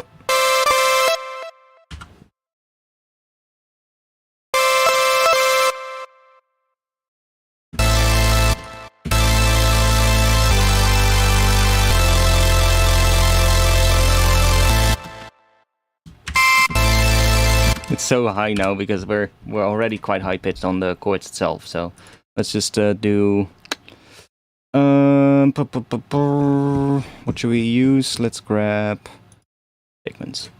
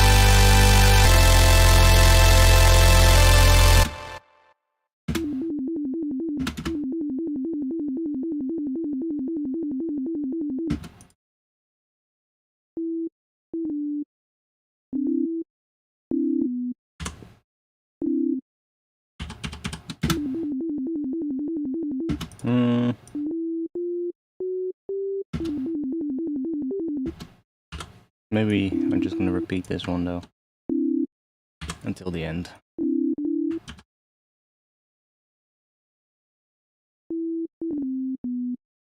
Sure.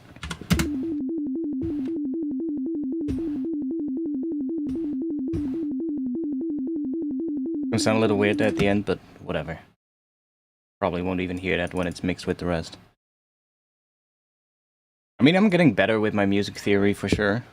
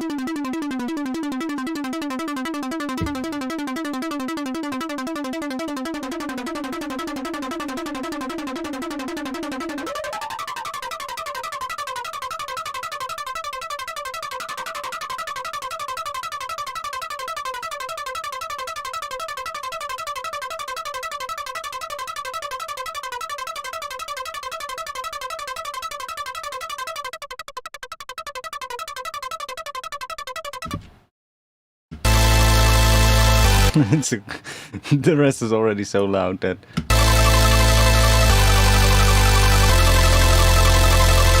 we can also just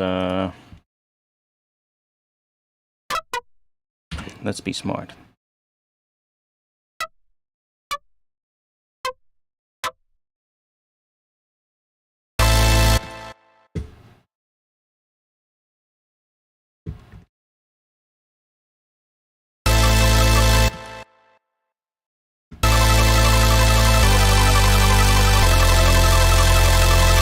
Now we can use anything. Now we can just, I don't know. Let's just grab, let's save first of all, because we haven't saved for a long time. Let's just grab an omnisphere.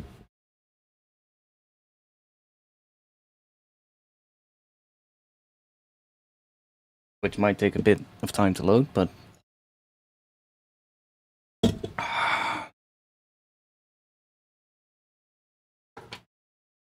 I feel like there's gonna be a pizza delivery over the track.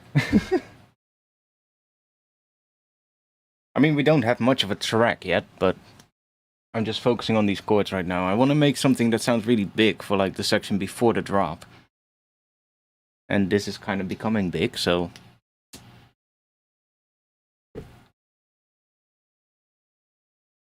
Now if Omnisphere wants to load, then we can literally just take anything from there that fits.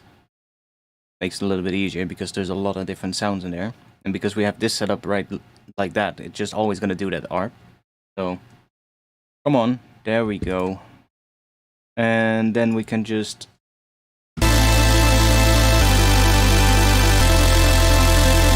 Right, so now we can go into, for instance,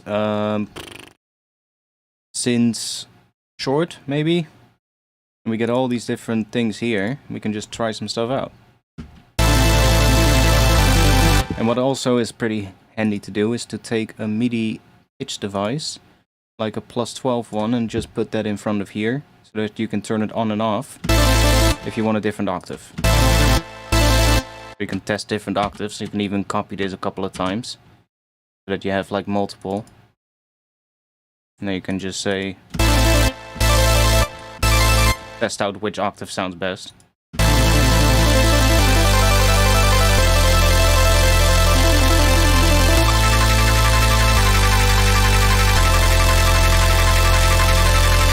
Oh yeah, Omnisphere is always a slow piece of shit. That's right.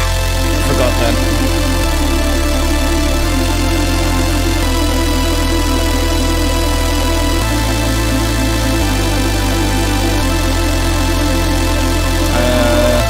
Let's use a different synth, because I'm already getting annoyed by that. Let's use a different synth. We don't want something that lags. Omnisphere is such a laggy piece of shit. Let's just... I guess we'll just grab another Pigments.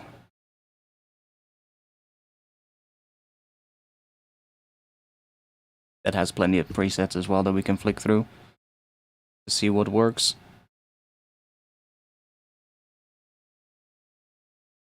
I guess in the lead category or something.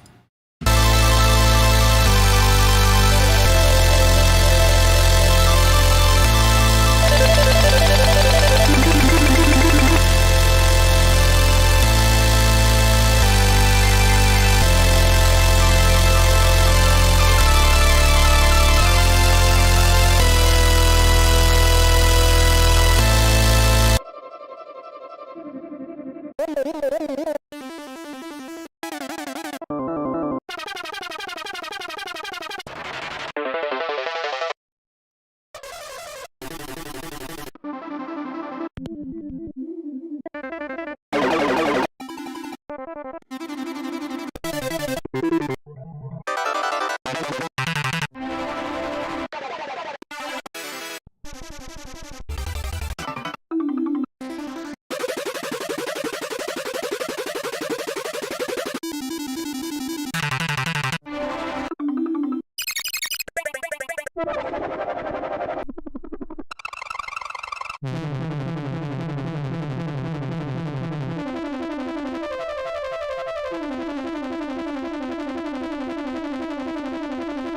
we have maybe something here.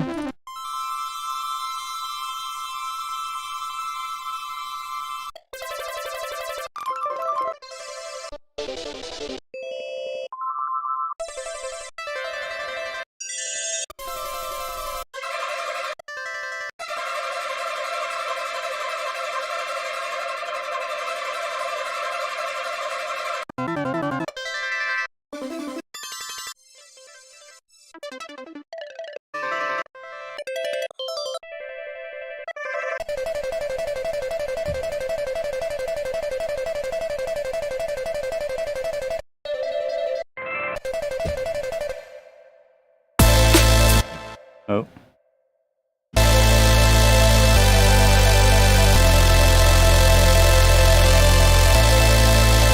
Only issue with that is that this one is really wide, so probably in mono you almost don't hear the arp. Because it's so wide.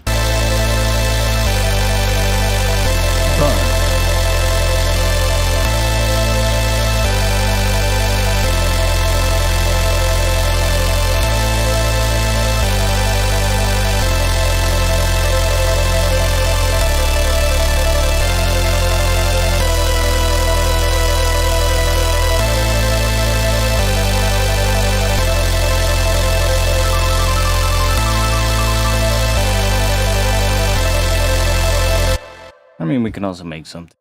Let's just try something from scratch.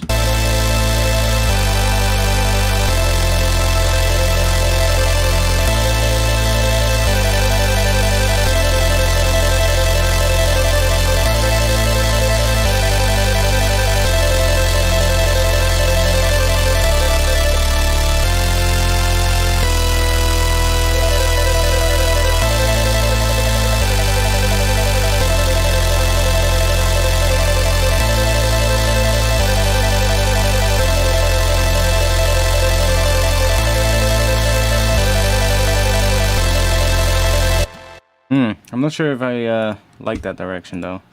Let's see.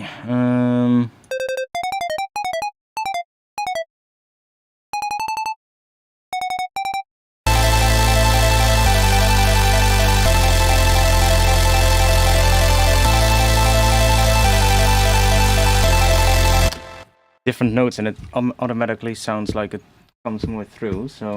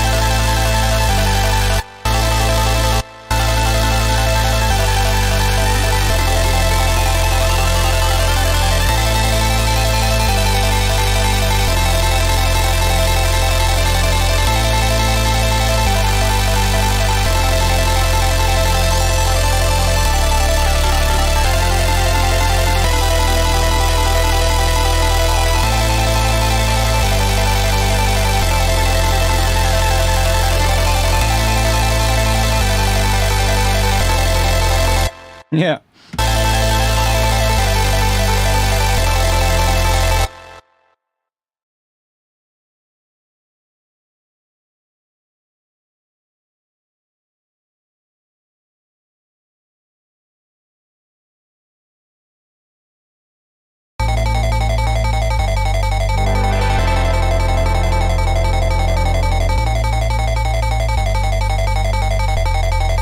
Now this is a really weird sound.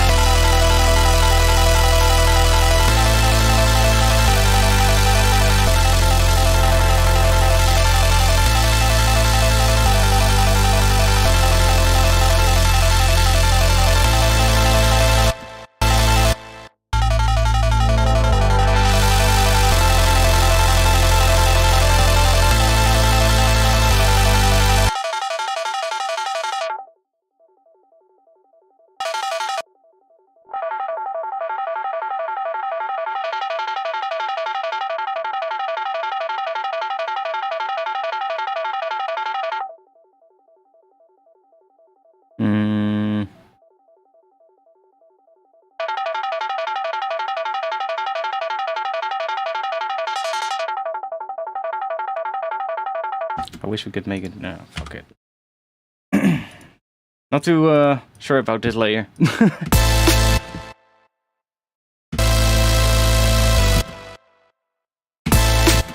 Okay, let's go and here.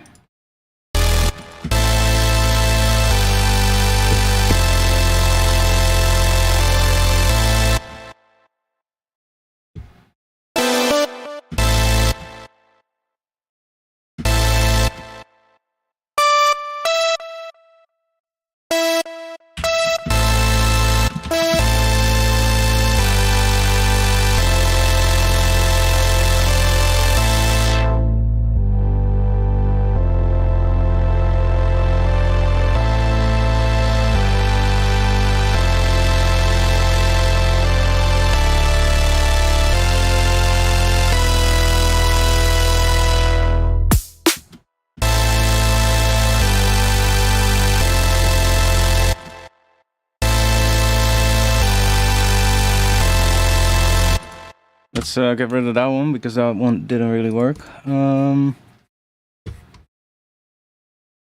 What else could we maybe... I feel like it needs something more on top. I guess we're gonna go for an Omnisphere though, even though it's laggy, but I kind of know what I want, so... Just need to have it load. Experimenting is fun though, yeah, true.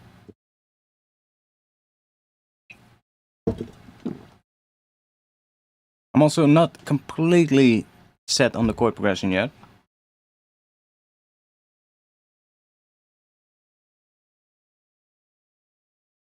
Let's make this thing full first, and then we can change the notes later. We can always change the note up to see what works better. But if we just build something that's full first, then we're basically there. I think maybe some kind of a choir layer. Just to really emphasize that epic kind of sound. What if we just... that... So...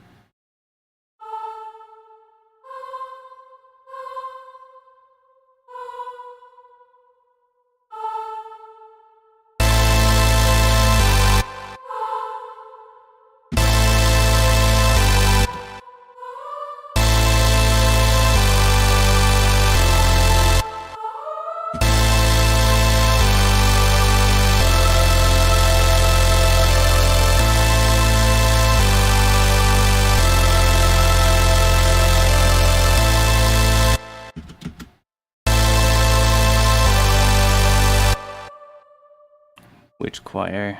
Well, we have to try. Where are you? Let me just search for it. It's quicker. Come on, show yourself. There we go. The classic.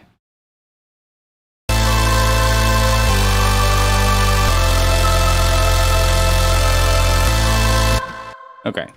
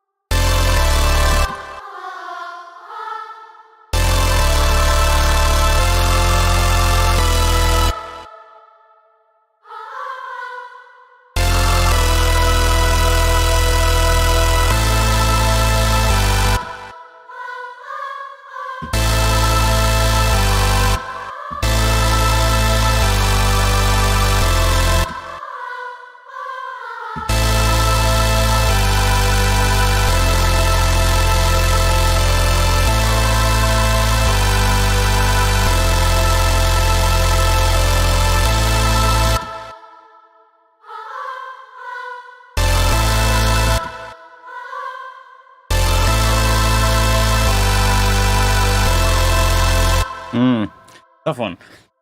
Let's see, what is the chat saying? When building those sol chords, do you make sure every chord is in the same key, or do you match these choir notes with the bass notes of the chords only? I always feel like I'm producing in a cage when trying to stay in key and still get interesting chord progressions.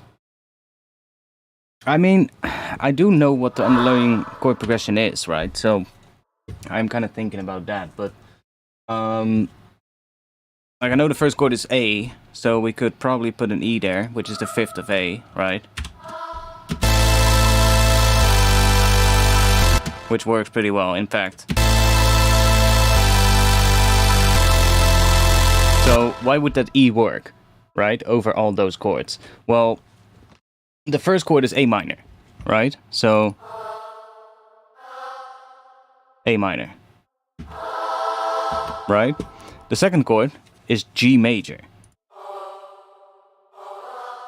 Now, why does that E work, right? It kind of adds, what is this adding? So we have G major with an add 6, I believe that is. And then so that second one is maybe a bit weird, but then the next chord does make a lot of sense, which is F major. Now then, the E becomes a 7th. So if we have the 5th there, right? That's basically just an F major 7 chord. So it kind of, I don't know. We could also see this one right here, this second chord. If we just play this, which sounds a bit weird. Maybe if we go there.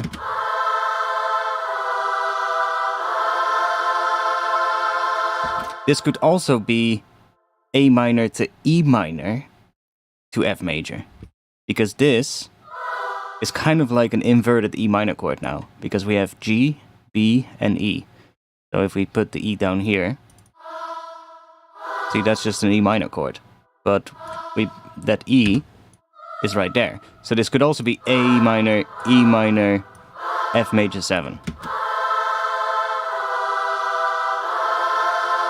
In case of G, if we have all the notes, that would be the second note, third, fourth, fifth, sixth. See? So E would be the 6th.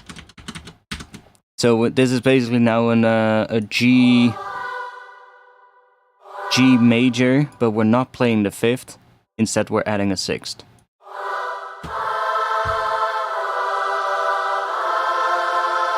But it kind of works. And then we could even add that last chord, which is just that.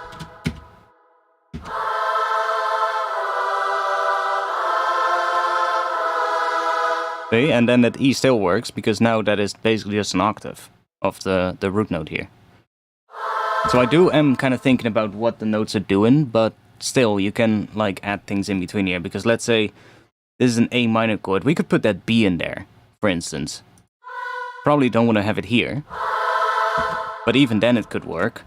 But if we add it, yeah, maybe not with this sound, because it's a vocal sound, right? So if we don't have that big of a range on a sound like this. If we replace this with strings, though, we do have a big range. And then it's pretty easy to kind of show you what I mean. Like, you can add a lot of notes to it, and it'll just start sounding spicy at some point. Like, you can take notes that are outside of the chord, and it will still work. So, let's just grab some symphonic strings and ensemble patch for now. If we drop this on here.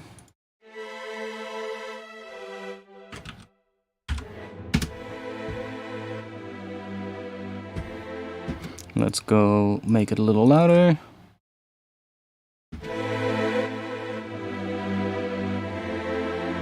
And let's make it a little slower as well, because it's a little fast for strings.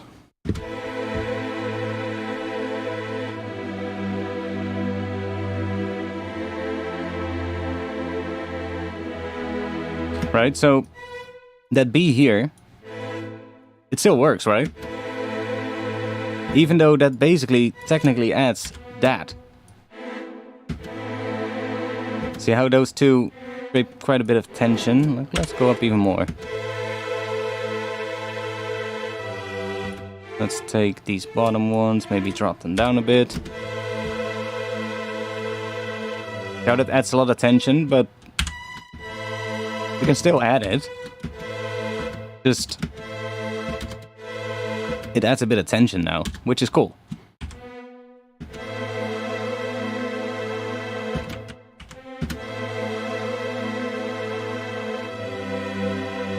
And that one as well. That is C in the case over G. So what would that be? That is the 4th note above G. Yeah, so that is an add 4. Some kind of add 4. So even though it's not in the chord itself, like this would be a G major chord, and now we're getting G, C, B as well. So we have both B and C, creating a tritone, which is like, what? That's like a really dissonant interval, but it can still work. Now, this would work if we go to D here, because that now wants to go to D. It wants to keep rising.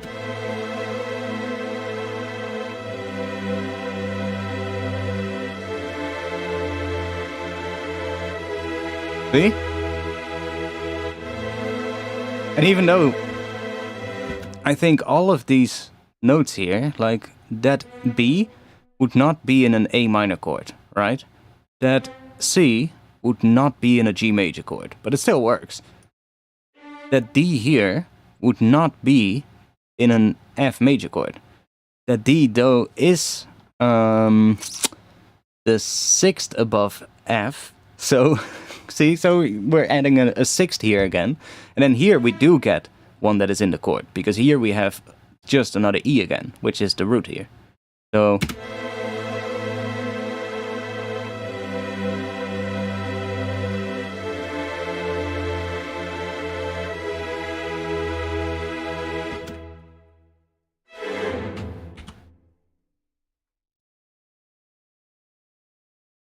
see what else we can do here. Let's take these notes out. Let's go.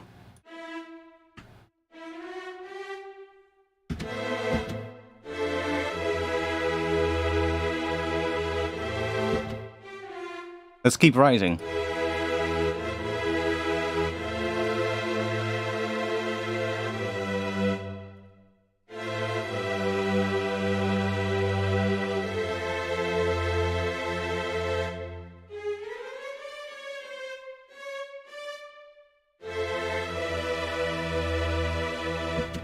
So, even though now again we're continuing this, right? This is F over A, so that would be another add 6, but then I think a flat 6. Also pretty dissonant interval, but it still works.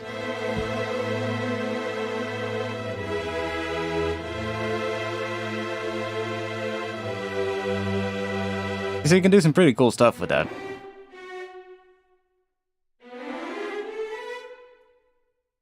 I have to be careful that I don't... Let's do that.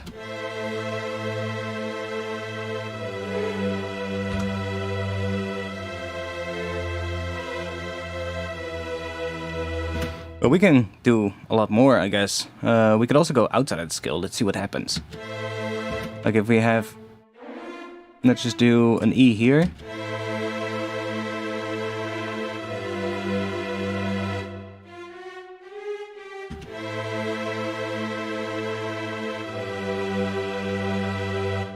So here we have F and E.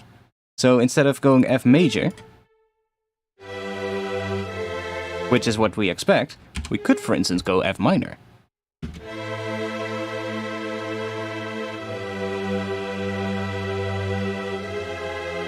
And you get a completely different sound, but it still works, even though it's not in the scale.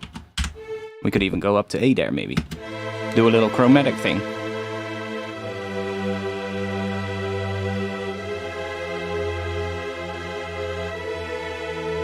See, and it can still work, even though it's not in the scale.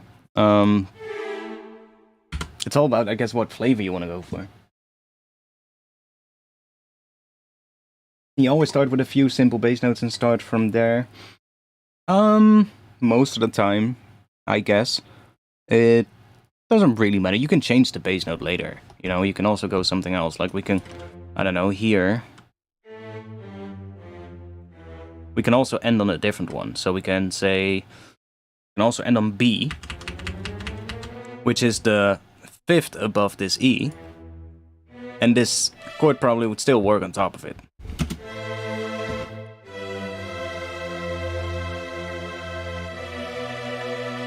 It's a different sound. I believe the second in the scale in this case would be the subdominant chord, but I could be wrong.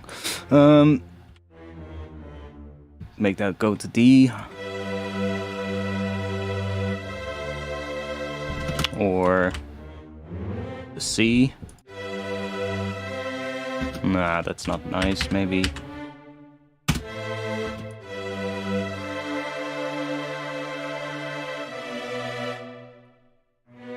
Can do so many different things. I think what we have here is nice though.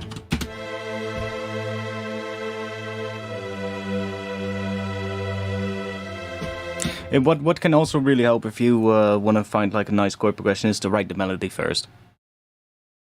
Writing a melody first most of the time is probably a better way to do it. If you want to get like something that works with a melody.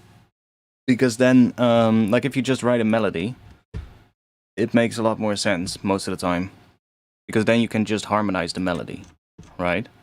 So if we, let's just grab a keyscape.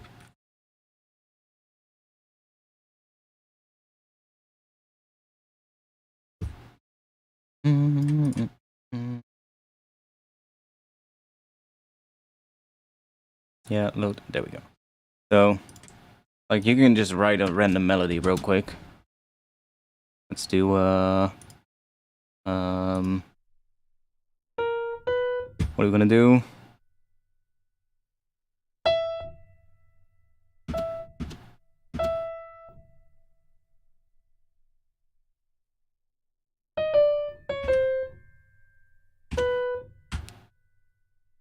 Most basic melody ever.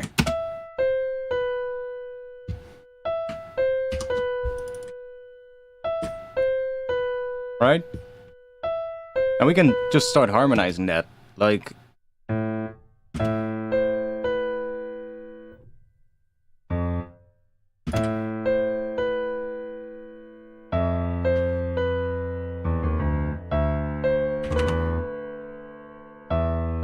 that could be the bass notes. We can also go with the chord progression that we were doing.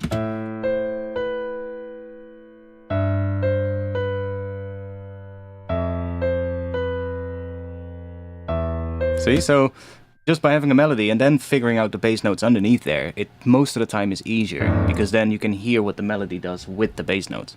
And I mean, I don't really use the skill feature because I know my skills pretty well, but don't have to start on the 1. We can also start on, I don't know, let's start on F. And go up to the 1.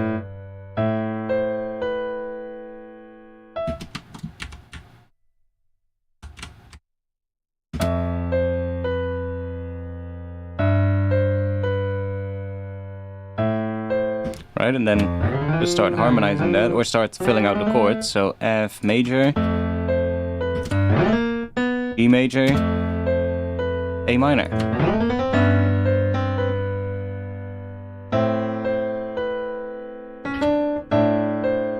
We can even go to the D there, which would imply that this would be some kind of a D chord, but over A.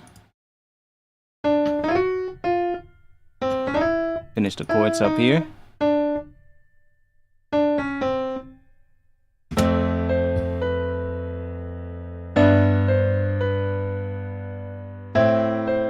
Now we have that chord. Sounds a bit weird, but it still works. Basically that.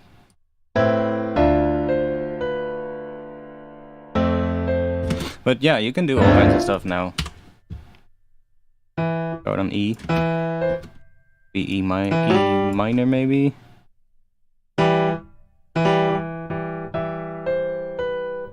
Like, this can also be in other... this could also be other skills. Like, it doesn't have to be the skill that we're in. We can also say... I don't know, are we in D? What would that be? D...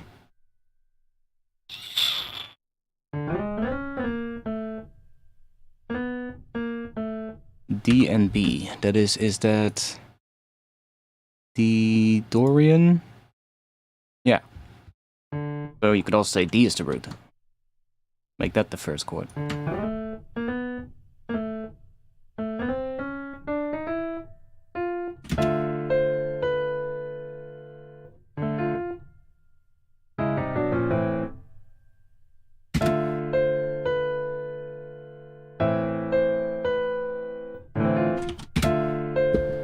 You can make so many different progressions underneath this same melody.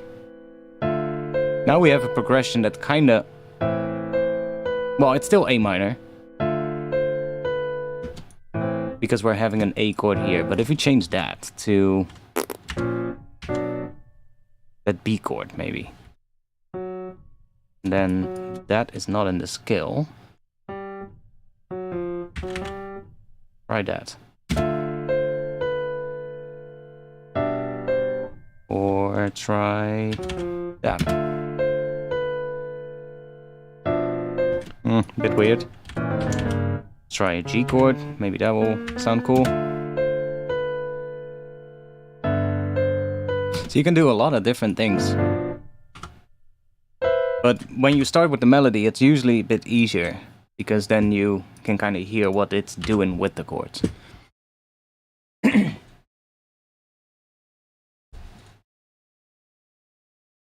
Yeah, melody would probably follow the scale, but even then it can be different, you know.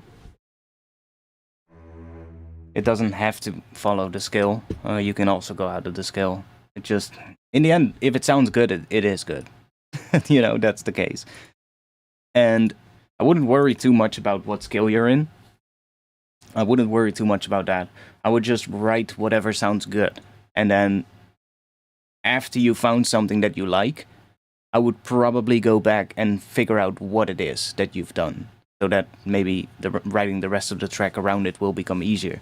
But I wouldn't necessarily focus too much on the scale.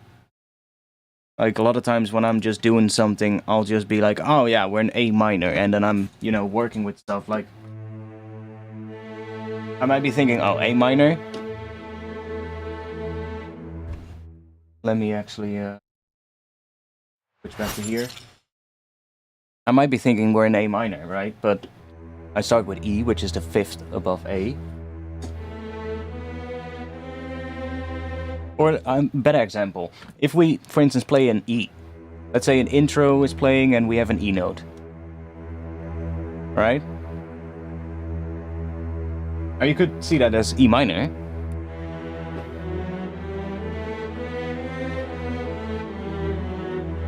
Right? But you can also see it as A minor.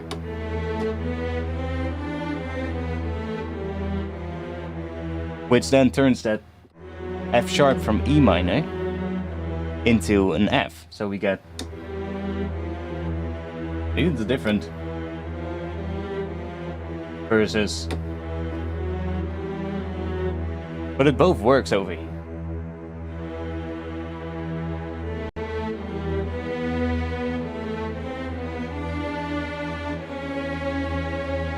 C sharp's not in the scale, but whatever.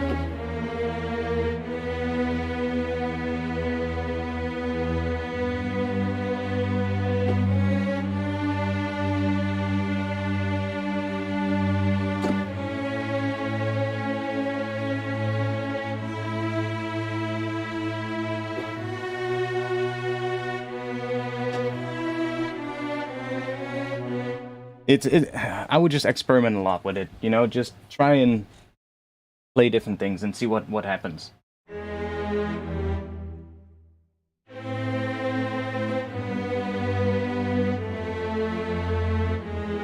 Like the case with that progression that we're using in this case, what the progression should be if we're really in A minor. It should be A minor, the G major, the F major, and then we should be getting a G minor. But listen, that sounds like that. Doesn't really sound cool, right? You get...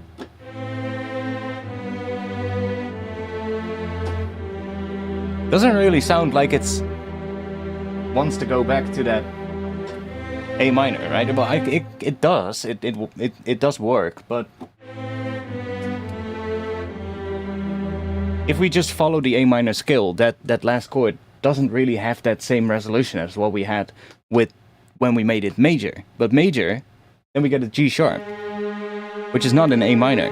It is an A harmonic minor, but that aside, right? So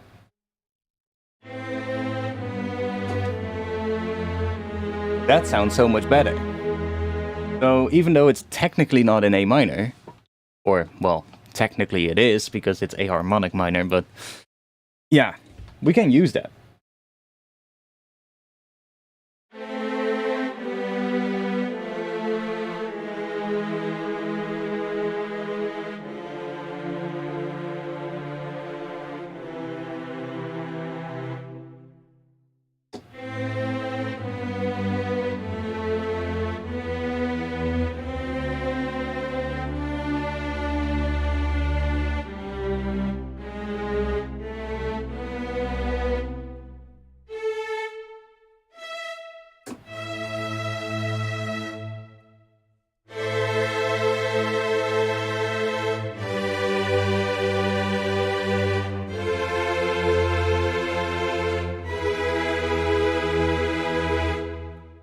For me, it didn't make sense either. Music theory, it was one of those things that really did not make sense.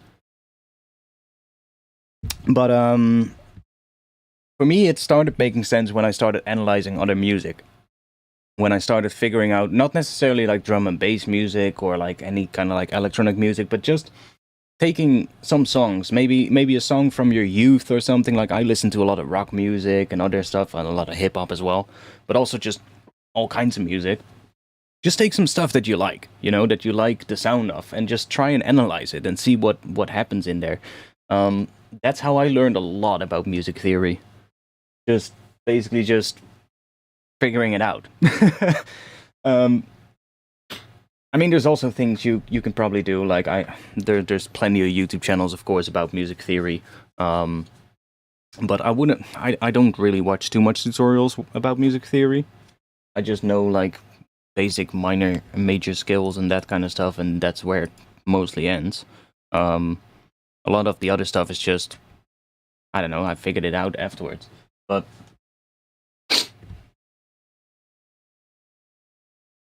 yeah, Camel Crew could definitely utilize quite some music theory, but the theory behind a lot of their tracks is still quite simple. It sounds complicated, but it's not that complicated. It's most of the time it's just very basic underlying chord structures that are just triad chords most of the time. Sometimes not even. Sometimes it's just 2-note chords. And most of the time it's just like the root and the third of the chord, which is either minor or major. A lot of their tracks use very simple harmony, but it works really well. That's why it sounds so big.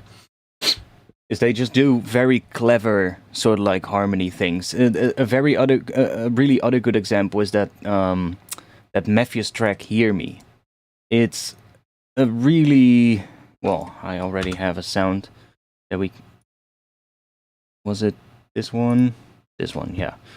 Like that Matthews track "Hear Me." You might be familiar with it. Let's see if I still remember it. It's an E minor if I remember correctly. And it does E to F sharp to G in the bass, and then in the high layer he does what was it again, B to, I believe, A back to B, something like that. Very simple harmony. No, not that. He made the second chord major, I believe. Yeah. See? Really simple harmony, but because the harmony is so well written, it just works.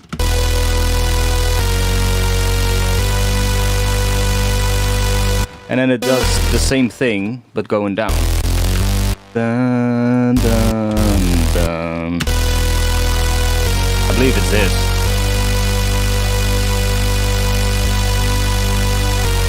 And then maybe it does... No? What does it do on that one though?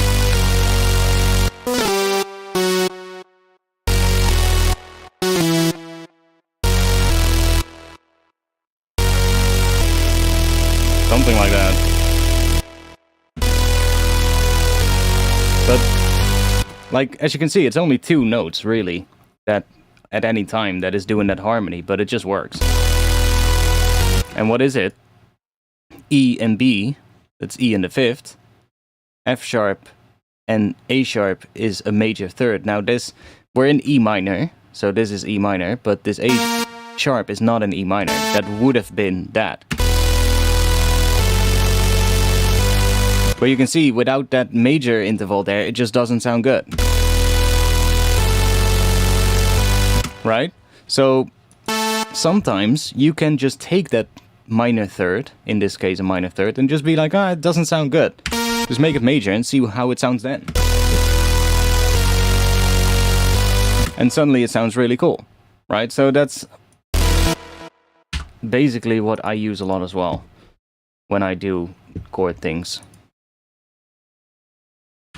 And we can kind of see that here as well. Like, it's the same thing is happening in our chord progression on that last chord. Like on this one. Because that one would have been a minor chord. We don't have the third though, I believe. No, we don't have the third, but this would have been a minor chord, like that.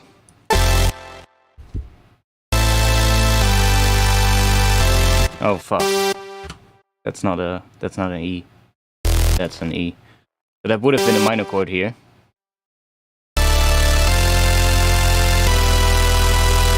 But you see, it just doesn't sound that cool on a minor chord, but as soon as we make that major,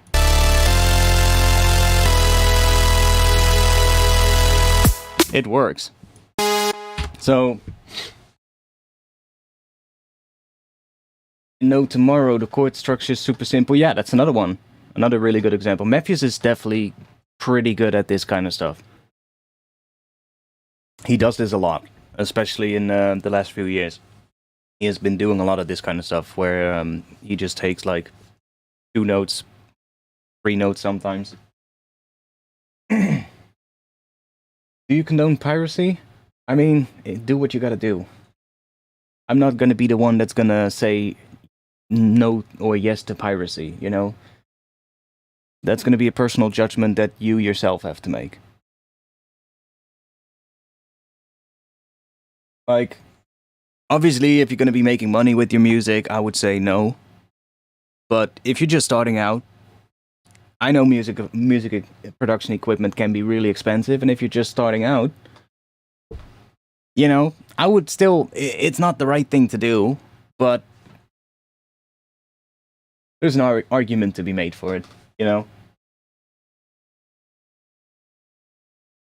But I would say as soon as you start making money with your music, then definitely no.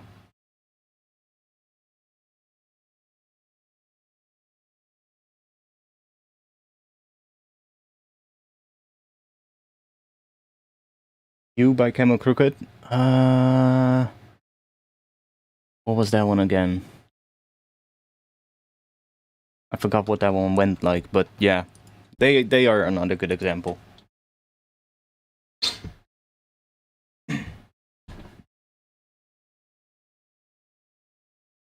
I'm not sure if we're getting anywhere today, other than making big chords.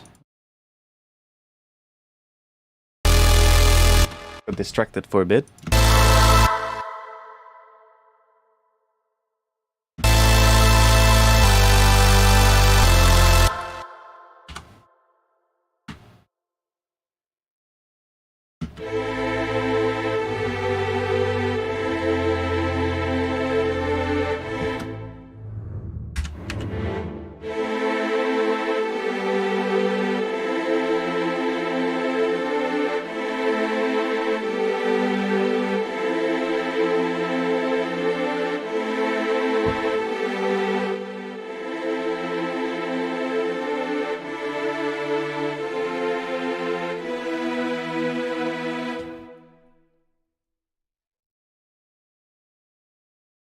Yeah, for me, music theory really didn't make much sense earlier as well.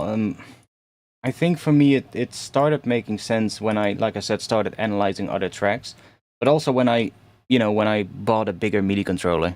When I had my 49 key MIDI controller, I wasn't really playing a lot with two hands because it's, you only have a limited range of keys, and most of the time the distance between the two notes would just be too small.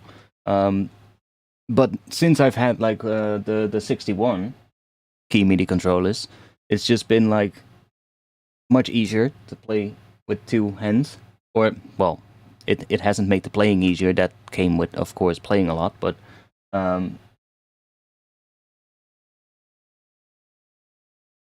like I feel like as soon as I started doing that as well, like even though I'm still not a good player, but like just playing with two hands and trying to play like different intervals or chords, that's when I really started learning a lot as well, just by doing it.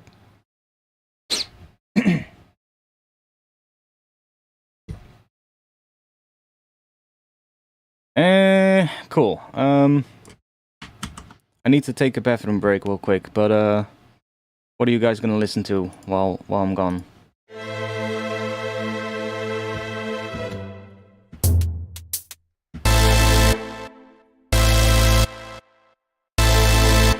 Wait. Oh yeah, that's the strings. Whatever. Yeah, you'll just listen to that. I'll be back in just a bit.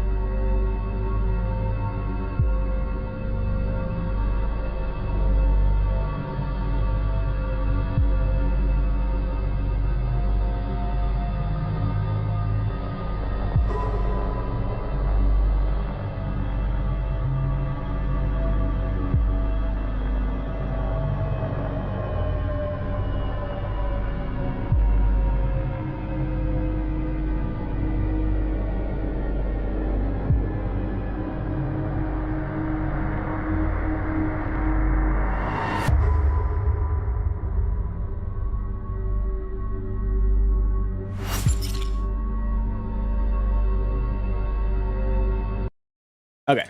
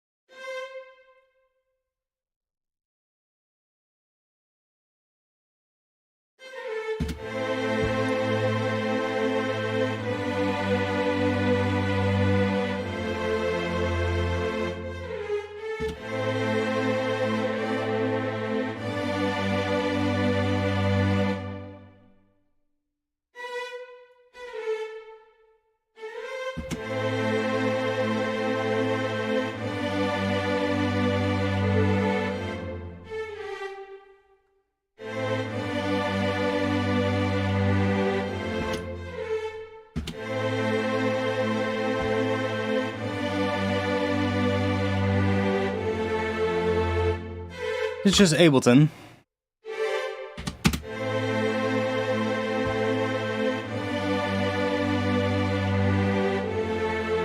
That's a nice chord progression as well.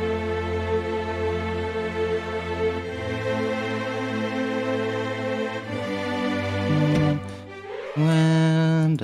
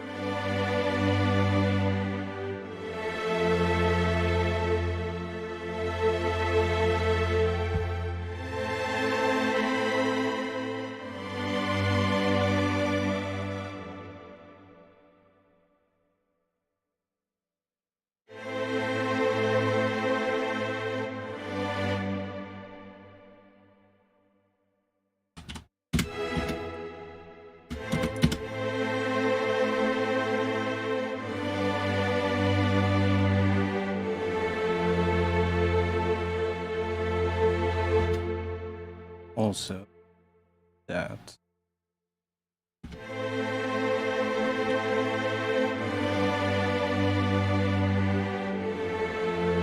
A little bit nicer, maybe.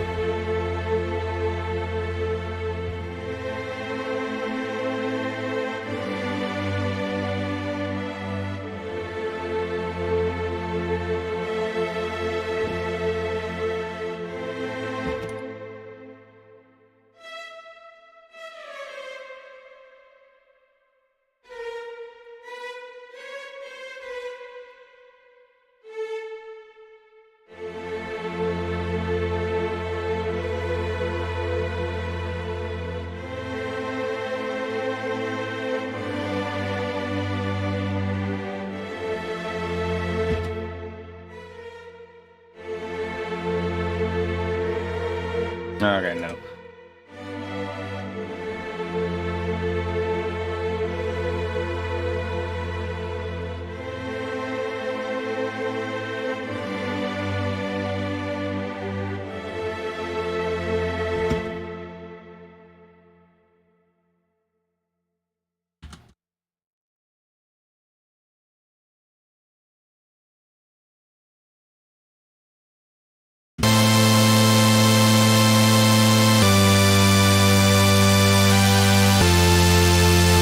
Okay.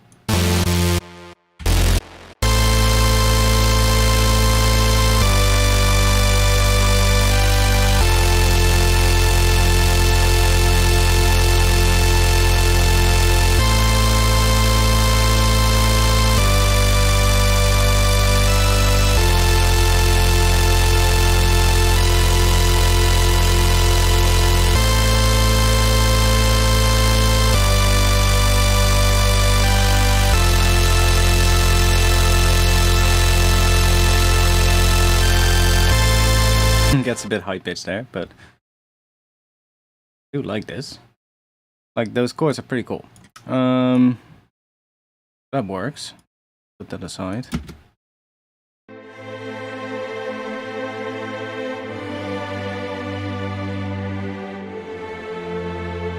Okay, let's move you here for now.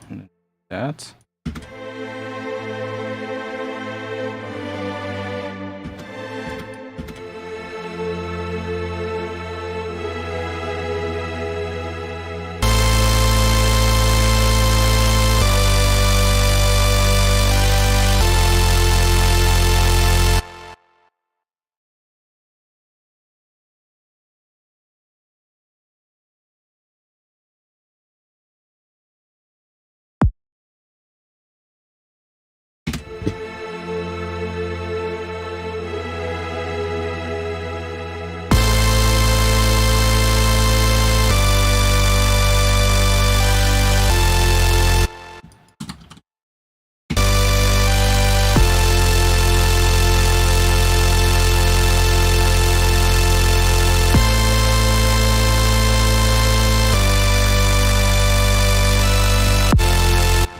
Sidechain is maybe a bit much.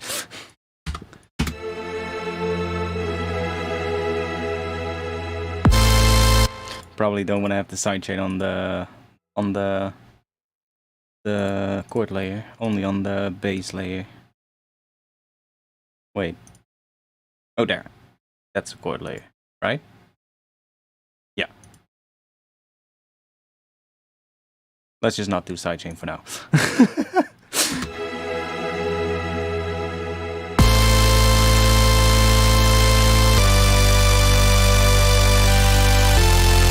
Like, I like that, so let's just do add a bit of noise. I'm just seeing if I can make this sort of like section that I like. So this could be something, this could be an intro here, and then this could be where it sort of like switches, and then I guess this would be where the build is. Maybe even here. I don't know, we'll see. But I'm just seeing what we can do with that. Like, lately, my project files have become quite the mess, actually. I've been doing this quite a lot, where I just have, like, stuff here, and then I'll just be like, don't like it, but instead of taking everything away, I'll just go somewhere else in the project and just make something there. And then later, I'll just see what the best bits are. Yeah, I used to do that, just make different versions, but it's just such a pain most of the time, because then I'll be like, I had something in one of the previous versions, and I'll have like 20 different versions of a project, and I'll be like, yeah, which one? Much better to keep it all in one project, and then you can just go through it. You can just be like, oh, wait a second, somewhere around here I had some nice drums, and you can just put a marker there, so that you can find it back later. Like, my computer is pretty good, right, so I don't really have to worry about that.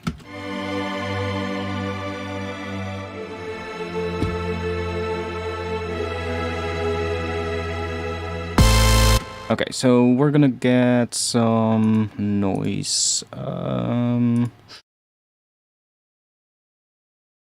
Wait, I made some for Patreon.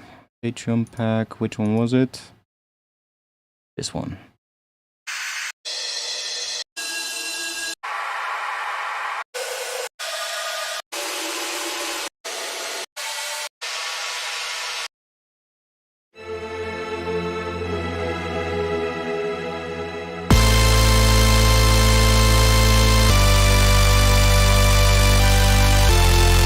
don't hear it, of course, because this one is so big already. But if we put there.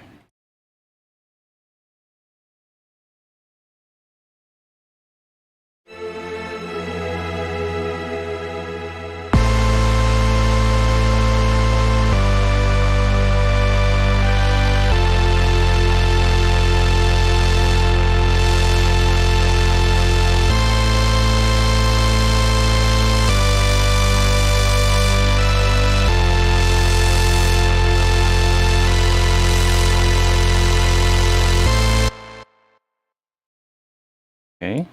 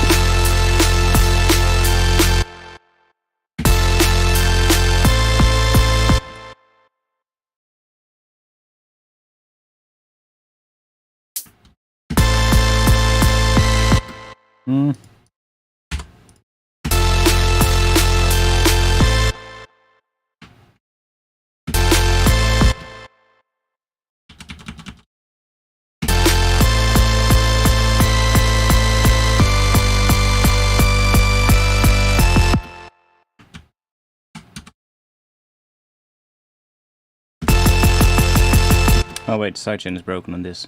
Was that this? This was the kick. Snare.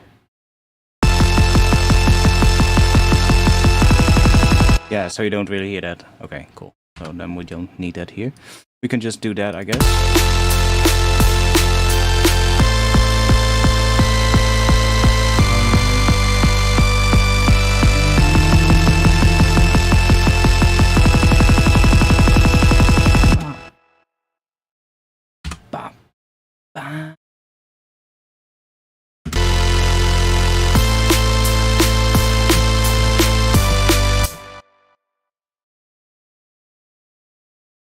Here, do we want to have maybe this doing a little, no, maybe that?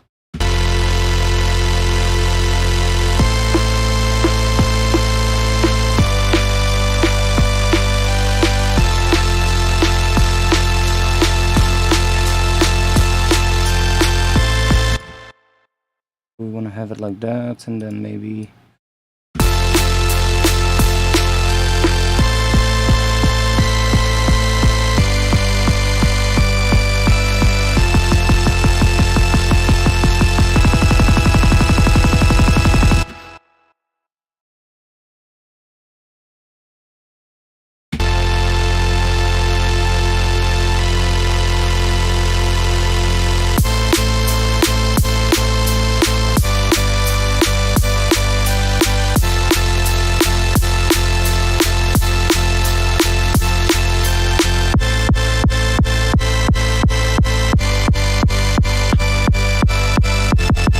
With the sidechain, it becomes a bit much in this section, but I'm thinking like, what I'm thinking here for this is, I think this could be like the area where it switches to like the big synth.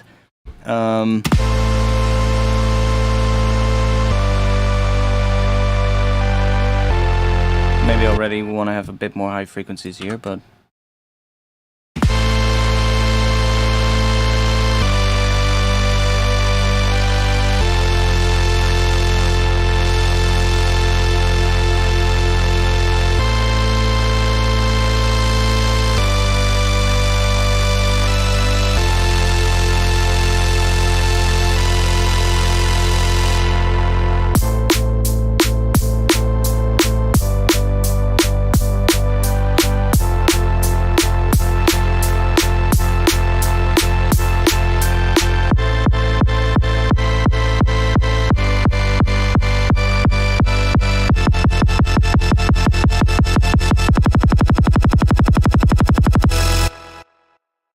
So here, I guess we want this to either turn off or get a bit more subtle. I could... Wait, can we not map that?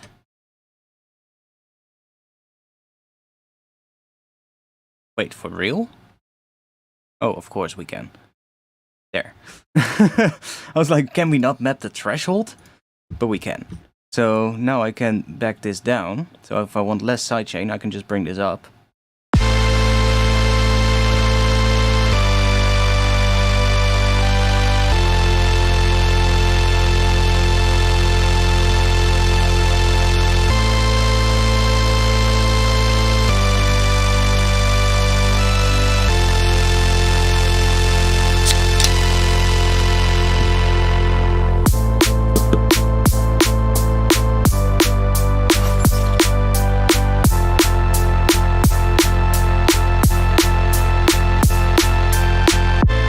Yeah, I think I have the snare layers muted, yeah.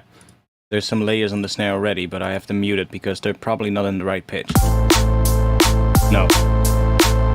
There's also another thing left. A leftover bit of a snare. Like, these resonances are not the right pitch now.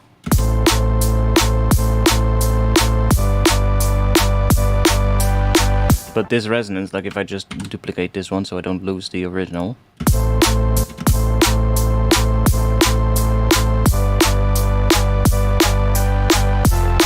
See, we can pitch them around with this frequency shift to get them in the right. So like where they want to be. And I have all these other ones here. So here I have these old drums. Well, the drums that I made in the previous stream. And we have all these different...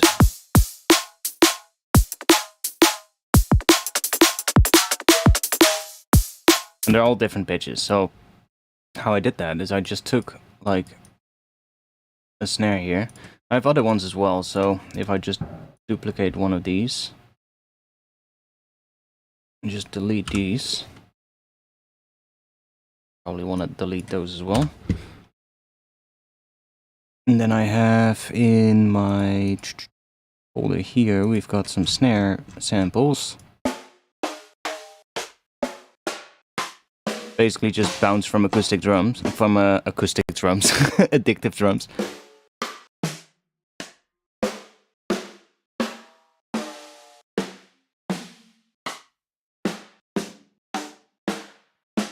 can just find one with a nice resonance.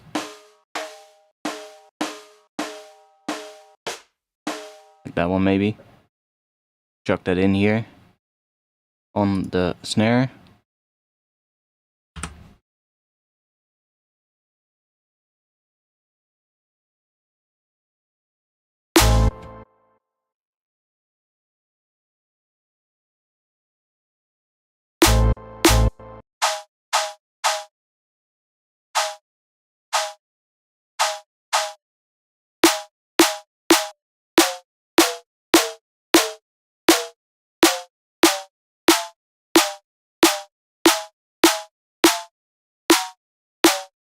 See, so, and what I'm doing here is I'm just taking that snare, I'm just cutting off the fundamental, as you can see, with just a breakball high pass. So we're just cutting all of that junk off, that we're left with just the resonance part. And then I use a frequency shifter to just pitch that from there to wherever it sounds cool.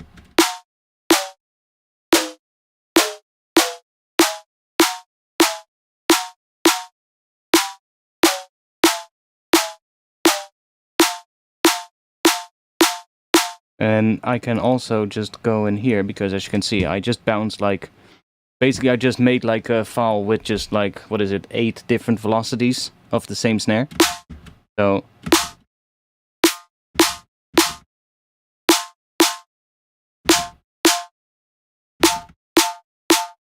So I can easily try out different ones.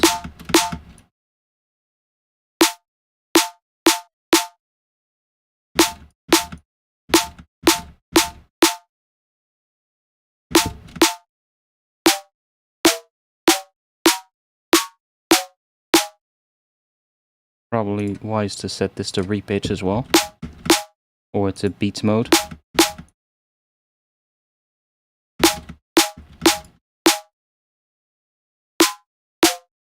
But depending on the underlying things that are underneath here, it's really going to matter what that snare is going to be. Like if I just do that, and we play this.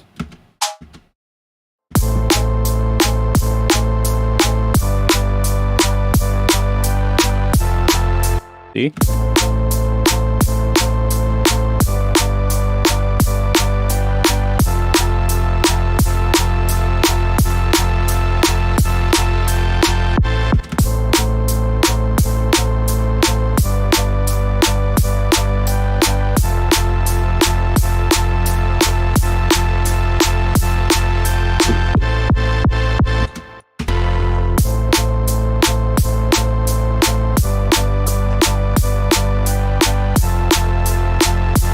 I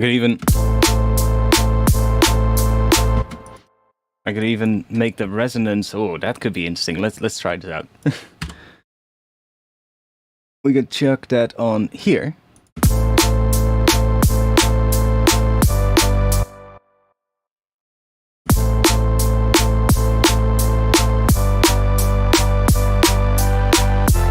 You can make the resonance follow along with the melody.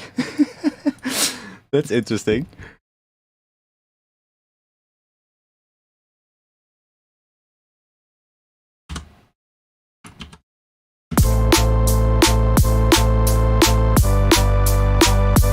It'll be really hard to get it right, but...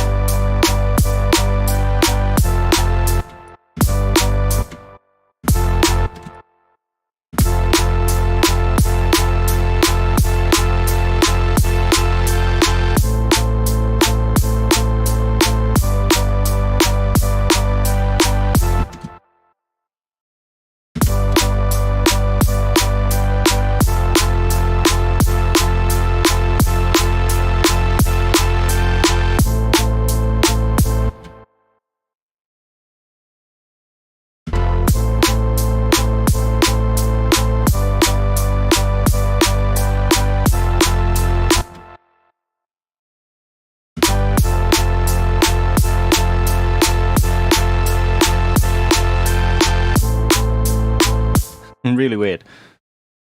But we can do some pretty weird stuff with that. I do just want to leave it at 1 for now, though.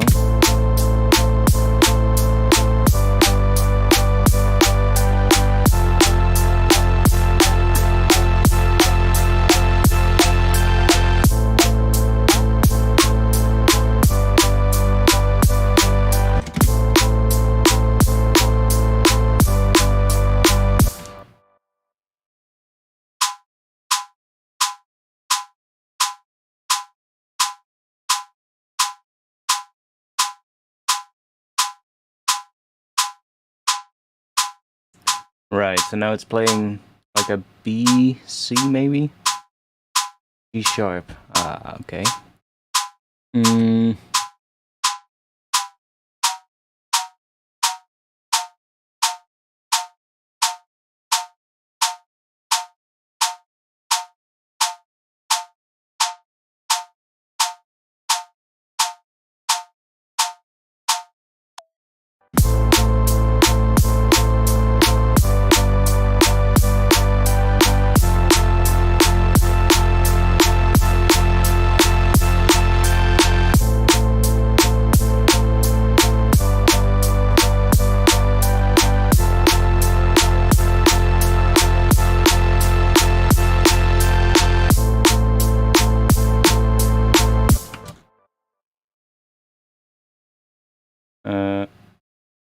Okay. Why are you not?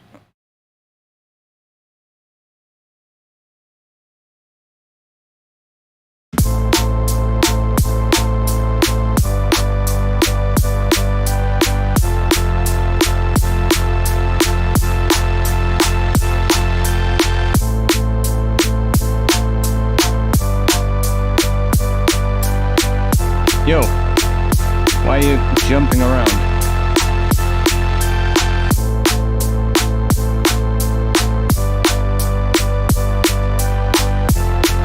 What the fuck is happening? For some reason it's jumping around when I do that. Not what it should do. It should just...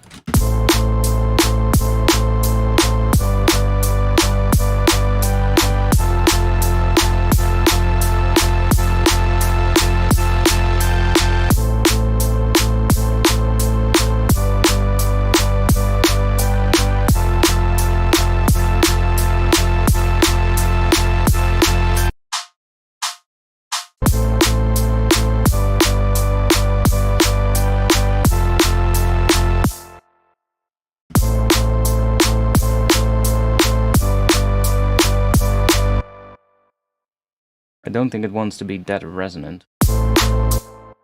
But...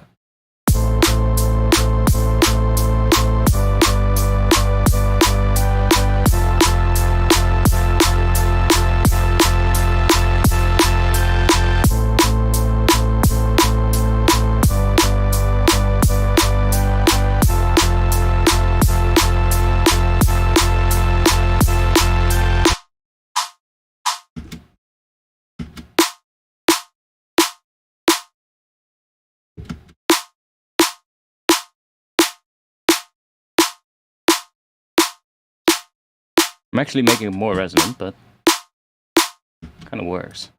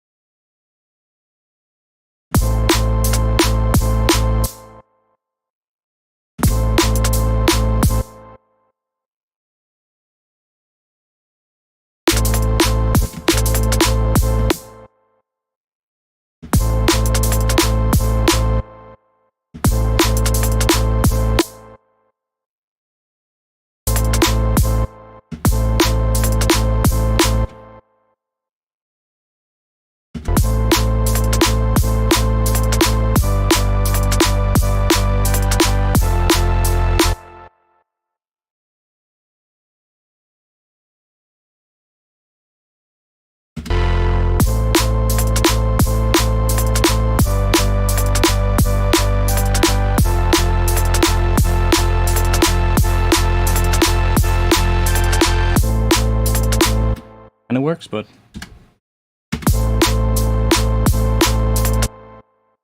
also a bit much.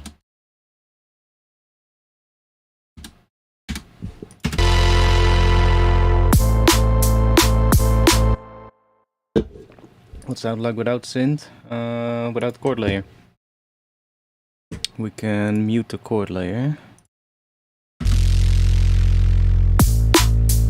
Like that.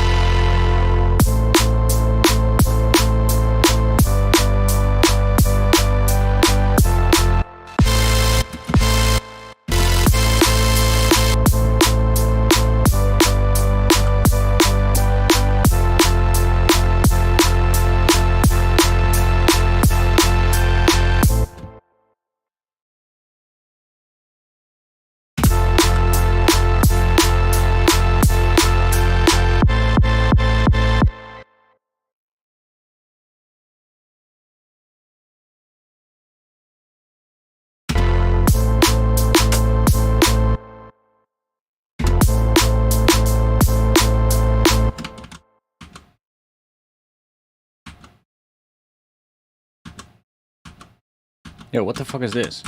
Ableton has been doing something weird with the undo lately, where I will be like, I just duplicate like one thing, like or I move this, for instance. I'll be like, just move that there, and then I hit Control Z. Oh, now it works. But then I'll do that, and then I play or do that, and now I hit Control Z, and it doesn't move it. I need to hit Control Z again. Still doesn't move it. Need to hit Control Z again. And now it finally moves it. So weird. It's like almost Ableton is registering the play as another thing for the undo or something. Like it's almost like it started doing this since I think the last update, where it almost feels like it's registering the spacebar press as like something in the undo list, which makes no sense because spacebar is just to press play and stop, right? But you can see it, right? If I just do play, or no, if I just move it like that, and then I do Control Z, no, it doesn't work. Huh? After the second time it worked. That's weird. Now it works after one time.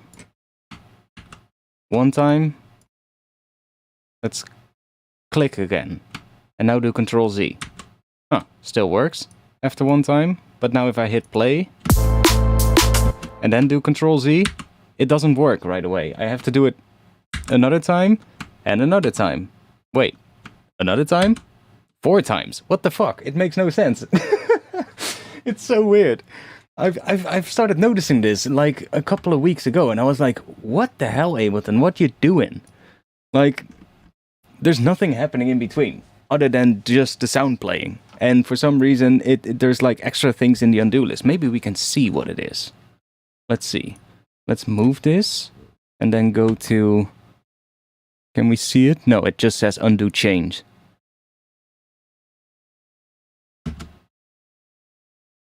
But it doesn't do it, see? It doesn't move it. I have to do it again. So weird. I'm not sure if it's only happening for me, but...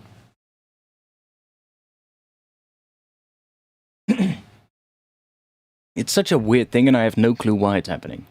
But I think it happened after I updated to the last Ableton update. So maybe I'll have to revert back to another old one. Yeah, but the thing was, it never used to do that. It's such a weird one. Like, I started noticing it a while ago, and I was like, just like most of the time it happens when I'm like, oh, I want to just duplicate this track, and I duplicate the track, and then right after I duplicated it, I'm like, oh no, I can just do it with automation. So I hit Control Z, and it doesn't remove the duplicated track, and I'm like, what? And do Control Z again, still not, and do Control Z again, and then finally it removes it, and you're like, nothing happened in between. I just hit duplicate, and then after it, Control Z. It should just remove the duplicated track right away. Stream off. I think you might need to refresh.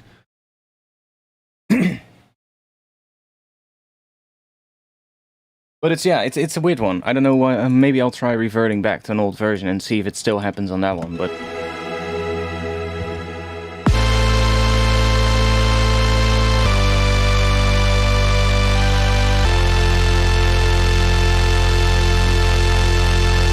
no, I don't have a second keyboard to test. But I'm not sure. I guess that could maybe be the case if there's like a knob on my keyboard just pressing by itself or something. Maybe I need to clean it. I'll try cleaning my keyboard and see if that works. Like if it would be that, then. But then I would also have to see it during other things, which I'm not. You know, like if it's just like one knob, one key on my keyboard, for instance, that's just acting up. Then if I load up a Word document, I would have to see it. Because then it would also, add in random characters. Or like one specific character. Which it's not, so. Plus I could easily verify it by just checking, like, the key presses. I'm pretty sure that's not it.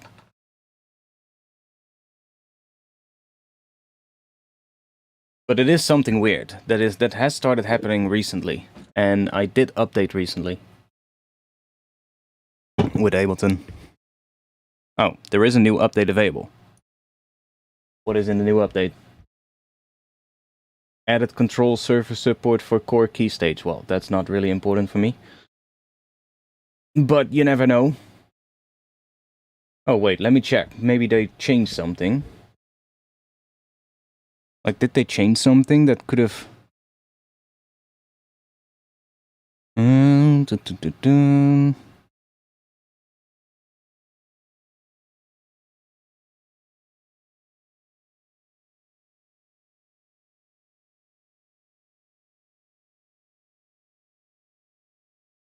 It doesn't look like they fixed anything that should affect that.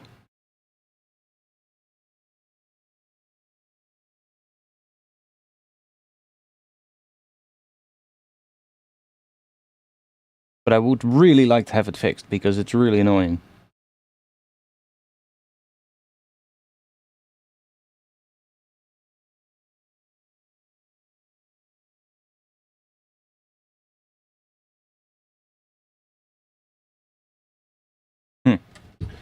Weird.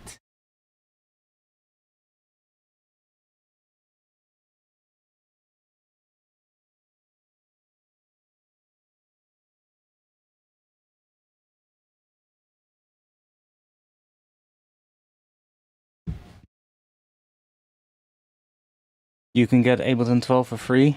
No, I cannot. At least not that I know of. Well, the beta, but that's something else. I believe you get 12 free if you update 10 to 11 now. You get 12 for free as soon as it's released, but I'm already on 11, so, that's not really gonna work. I can get 12, but I'll have to pay, what is it? What was it? I forgot. Oh, the stream's bitrate is lower than the recommended bitrate? Okay, now the stream is starting to act up as well. I think I'm gonna stop streaming anyway. I'm not really feeling it anymore. I need to take a break. It could also have something to do with my MIDI controller, but that would be weird because my MIDI controller is not that old. But you never know. You never know. That would suck though, if that's the case, because I don't want to have to replace my MIDI controller. This one wasn't cheap. I spent like $700 on this MIDI controller, so it would be nice if it's not the MIDI controller.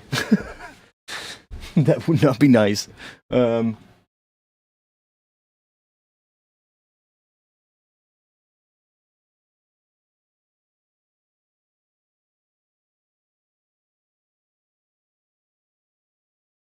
But you never know. Like, I don't hope that's it.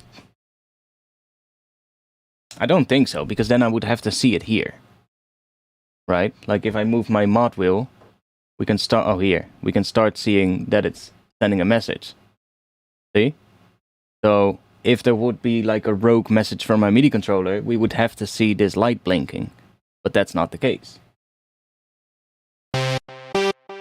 See, it does happen when I play, or when I move anything, but when I don't touch it, it doesn't light up. So, doesn't look to be that it's the MIDI controller, either.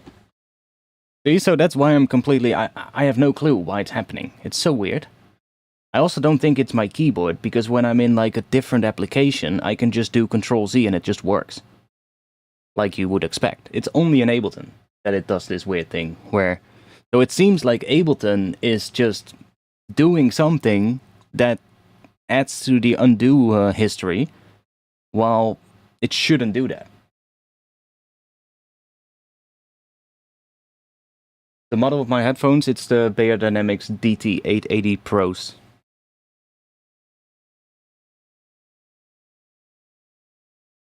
So yeah, weird one. I have no clue why Ableton is doing that, but I'll try to figure it out. But it happens with everything, I believe. Even if I just move a note and then do Control-Z, see? I have to do 3 Control-Zs to put the note back to where it was, even though I just hit one time up, and then, okay, now of course it works. See, sometimes it does work, and other times it doesn't. When I move it with my mouse... Huh. Okay. So when I use my keyboard to move it up and do Control-Z, it goes down right away. If I use my mouse to put it up 1 semitone, I have to hit Control-Z 3 times. That's weird. That's really weird. Okay. So Ableton is registering the mouse clicks? Are you telling me that that is the case? That makes even less sense. Why would Ableton do that? I mean, it looks like it's that, because there's definitely a difference. If I use my keyboard... Oh. Now I use my keyboard and it also took 3 undos to go back. So, see, it's really weird. It's not consistent either. Now it works after 1. Of course it does it now every time. So weird. Yeah, I will have to do some digging to see if I can figure out what is going on with that.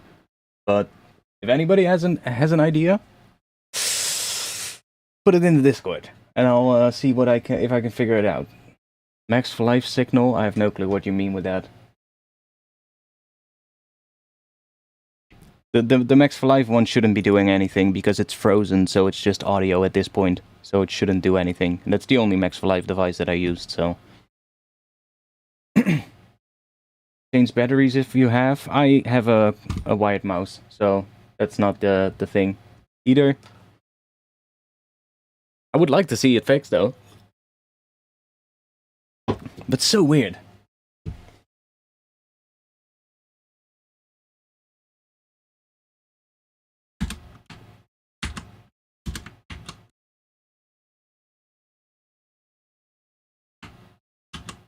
See that as well. 4 times undo for it to move back, even though I just did that. 6 times even. Holy shit. Like, it's not consistent. It's so weird. Like, every time I do something, it's just it's like, let's just do 5 undos this time. It's so fucking odd. I have no clue why it would do that or how that would even be possible, but yeah, weird one. And I think let's do a little test. Let's save. I mean, we're ending the stream in just a bit anyway, but let's do a little test. Let's load a new Ableton project. In fact, I should probably do a completely empty project and see what happens. Maybe the Windows update? I don't know, it's still though, like, I mean, it could be that Windows did something weird. But still, what would it be? What would be causing such a weird thing to happen? Like, let's see, if we go to templates, do we have what is the empty one? Default live set? I think so.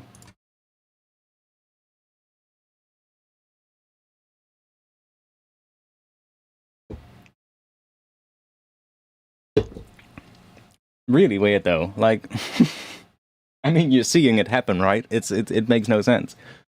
Let's see what happens on an empty set. If it still happens then it's like super weird. So now we're on the absolute default of the live set that we can have. So if I add in, let's just add in, I don't know, just add in an EQ or something.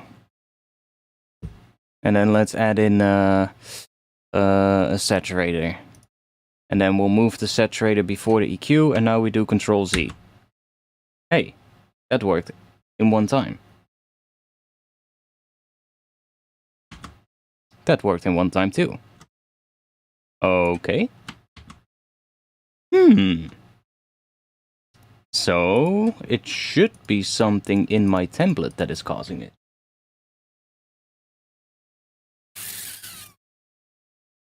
That's interesting. Let's see if we can figure it out. I mean, now I'm kind of curious what that is then. So this is my template. There's not much in it, but let's see. Let's do the same thing. Saturator on a new track with an EQ.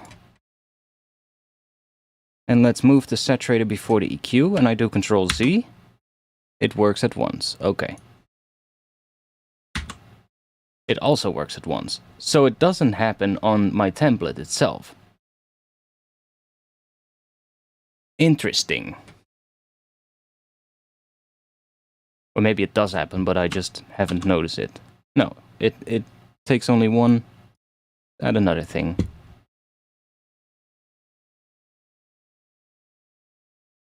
Yeah, it still works fine now. So that's not it.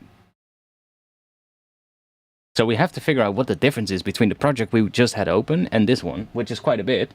But, okay, let's do... Now I want to figure it out now, because now I'm so annoyed by that I want to get it fixed. No, my RAM should not be an issue. That should not be an issue. I mean, we can check real quick what's happening with my RAM, but we're doing pretty alright.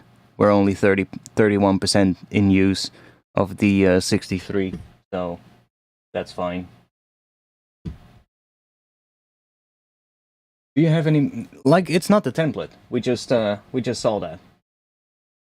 The template itself is not the issue, because the template itself is just... It works fine. I can just do undo and it just works. So, that's not the issue. The issue is somewhere in the project. So now we've reloaded the project. Let's first of all see if it still does it. So I'm gonna... To make sure I'm not gonna fucking destroy anything, let's just do a save as. And let's do that undo test. So now we can just, even if I accidentally save over the project, I don't have to worry. So now we have the project. So if I now go in here and just say, I don't know, move these two around, and then do Control Z, doesn't... Oh, it did work. Let's what was I doing earlier that really showed the problem? I was moving notes around, right? I was doing... Let's just grab... Was it? I was moving notes around, so I was just doing like... Yeah, doesn't work. I have to hit undo 3 times, so we're back to having the issue. Do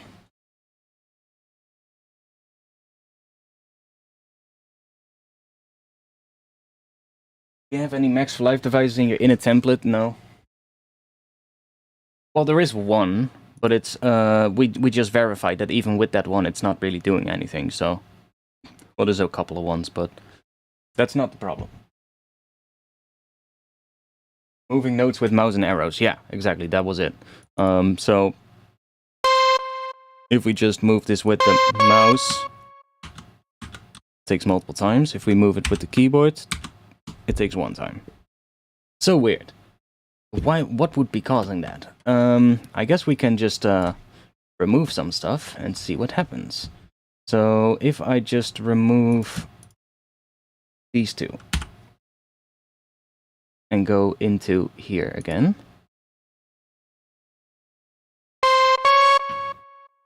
Still happens. Okay. That works. Okay. Let's remove all of these.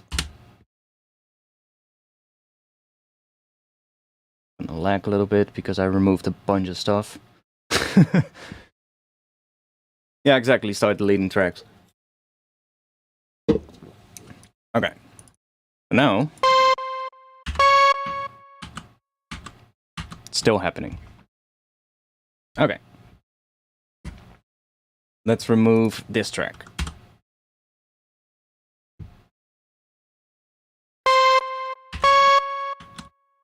Still happening. Move that track.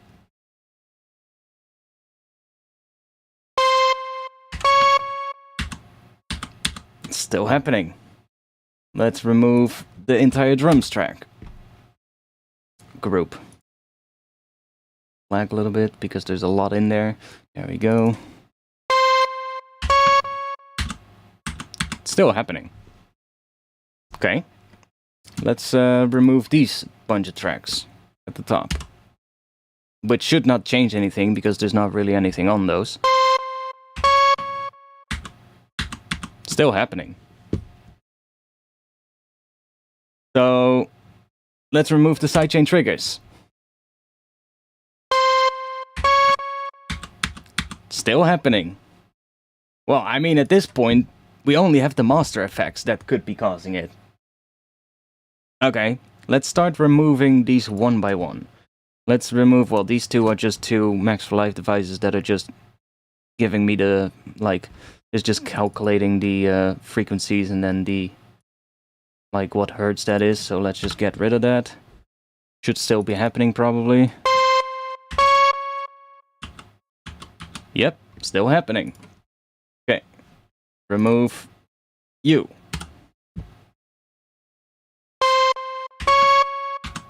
Still happening. This is so weird. Let's remove this auto track color thing. That could maybe be something that is causing it. Nope. Still happening. That was the thing that I thought that could have been the culprit. Because that is automatically changing the colors of a track depending on what name I give it. So if I give this like a name called bass, it changes the color of the track. Well, it doesn't, but if I do sidechain, then it's now darker color. Oh no, it doesn't do it because I removed the device. I'm stupid. Okay, so we've established it's still working. It's still happening. So let's remove this thing.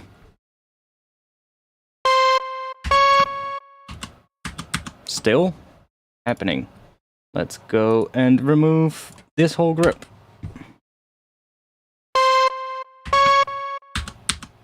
Still happening. Come on. Okay, let's remove this one. Still happening. It's totally fucked. It makes no sense. Now, this is just a native Ableton device, so that should not be doing anything. Inside 2. Is that maybe the culprit? Nope. Still getting the same thing. Let's remove span plus. Nope, still getting the same thing. Let's remove Pro L.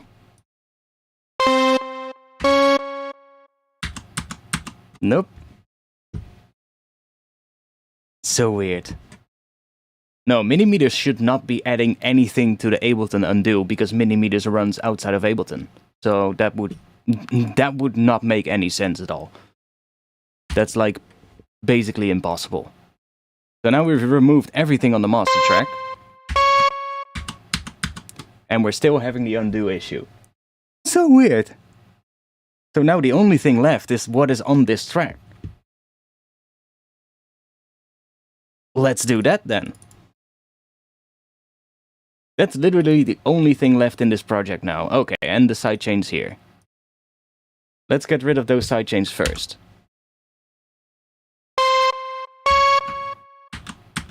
Still have to hit undo 3 times for that note to go back, even though I only moved it up.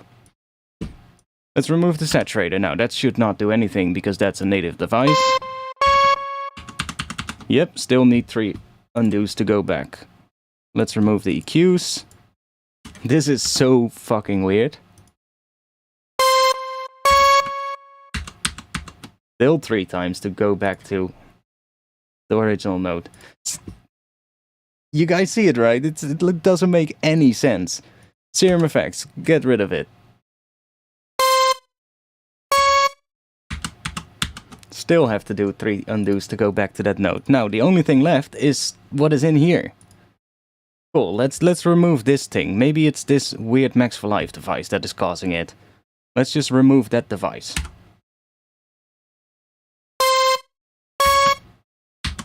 Hey. Hey. We found it. That Max for Life device. That is the cause. Now I know what is causing it. Okay. Okay. I mean, we found it. This Max for Life device. That is doing it. I mean, I'm glad I found it now, because I was having it on other projects as well, where I probably used this one. That's a shame though, because this device is so fucking good. It's so helpful. What this does is basically allows you to filter the incoming MIDI notes and just say like, I only want to have the low notes pass through, or only want to have the higher notes pass through. It's a really helpful thing if you're doing like, you know, don't want to have like multiple tracks and just want to keep everything in one track. No, hey, dude, we just found it. It's clearly this Max for Life device, because if I have that here, it takes 3 times to undo that one note change. If I take that out, I hit 1 time up on my keyboard and 1 undo. There we go. So it's clearly that device.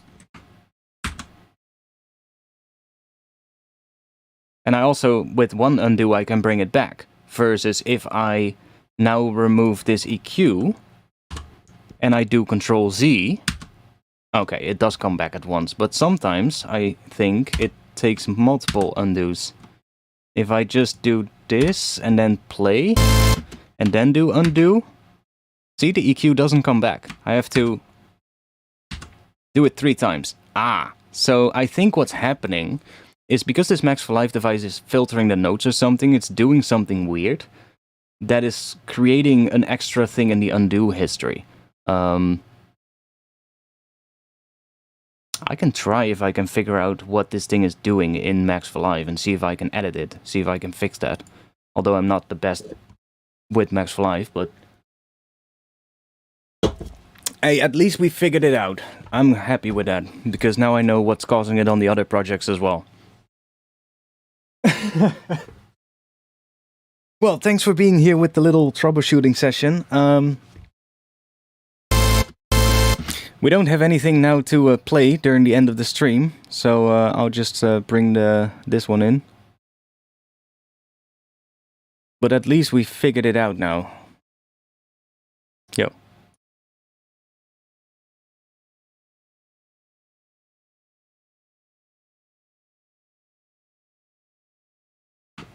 I mean, it's easy. It's an easy fix in this case, you know. Like what I'm doing here, I'm just using this device so that I don't have to create a second track for the bass line. That's all I'm doing here. Like, I have these chords, right? And I have a bass line. Now the bass line is only playing one note, but these are playing the full chords. And only thing I use that device for is so that I don't have to create a second track and put the bass line on that second track, so that I can just, you know, use this and just move it around. If I change the chords here, if I change the bass note of the chord, it automatically changed the bass line underneath it with it because of that Max for Live device. So that's why it's such a nice device. See, I don't have to worry about it playing a second note now because it filters out all the notes except of the bottom note. So the lowest note in here will always be playing the bass line.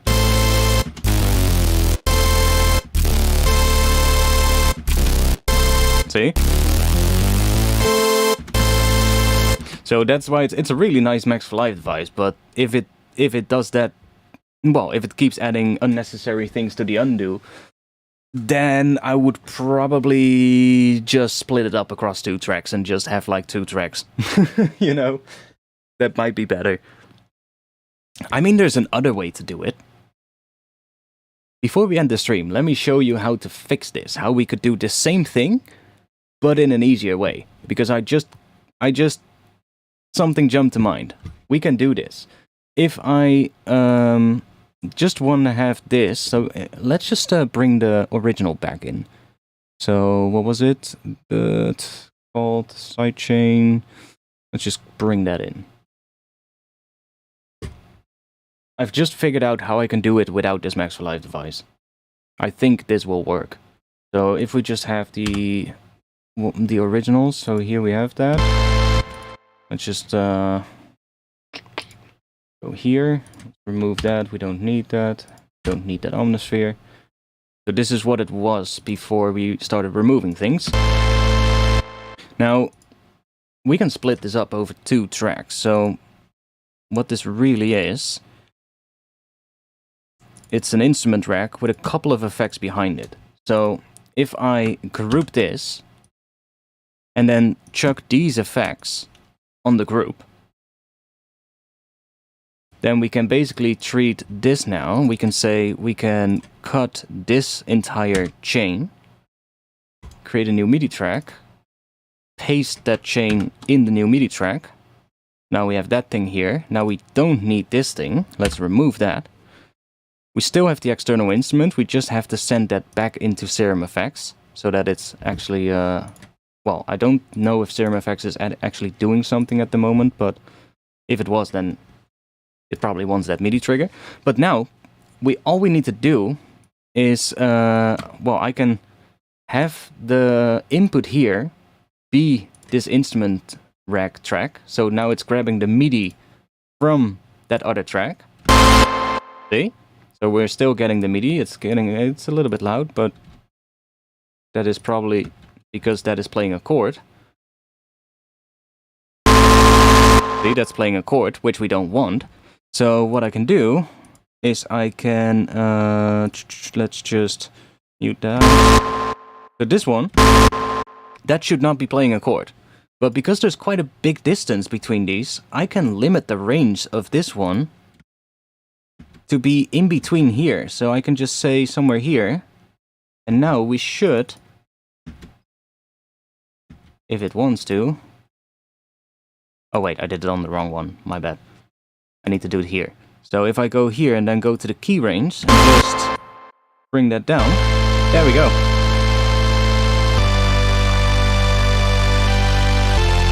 I just need to make sure that this doesn't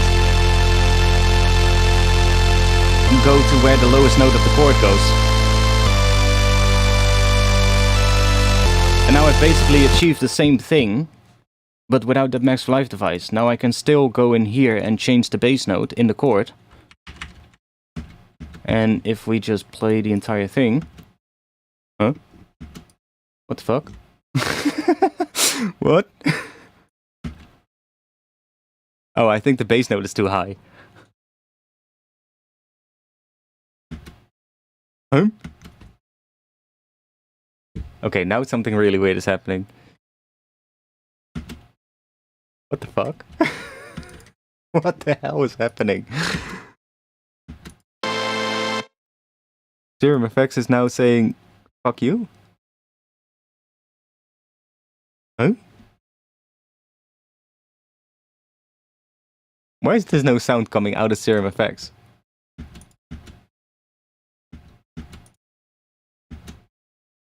Really weird. But Serum Effects wasn't even doing anything, but without the Serum Effects, it should work. Yeah.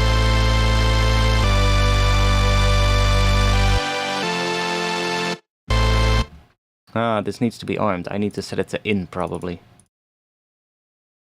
Yeah, that's it. If I have that set to in, it will always listen even though I arm a different track. And now it just works.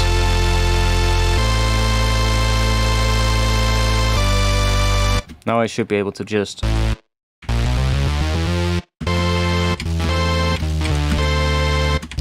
Nice.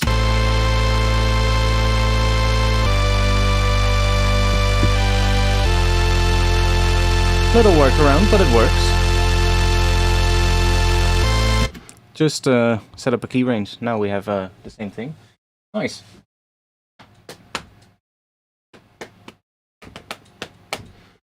I guess I'll just do it in like that then, instead of using that Max for Live device, because this also works.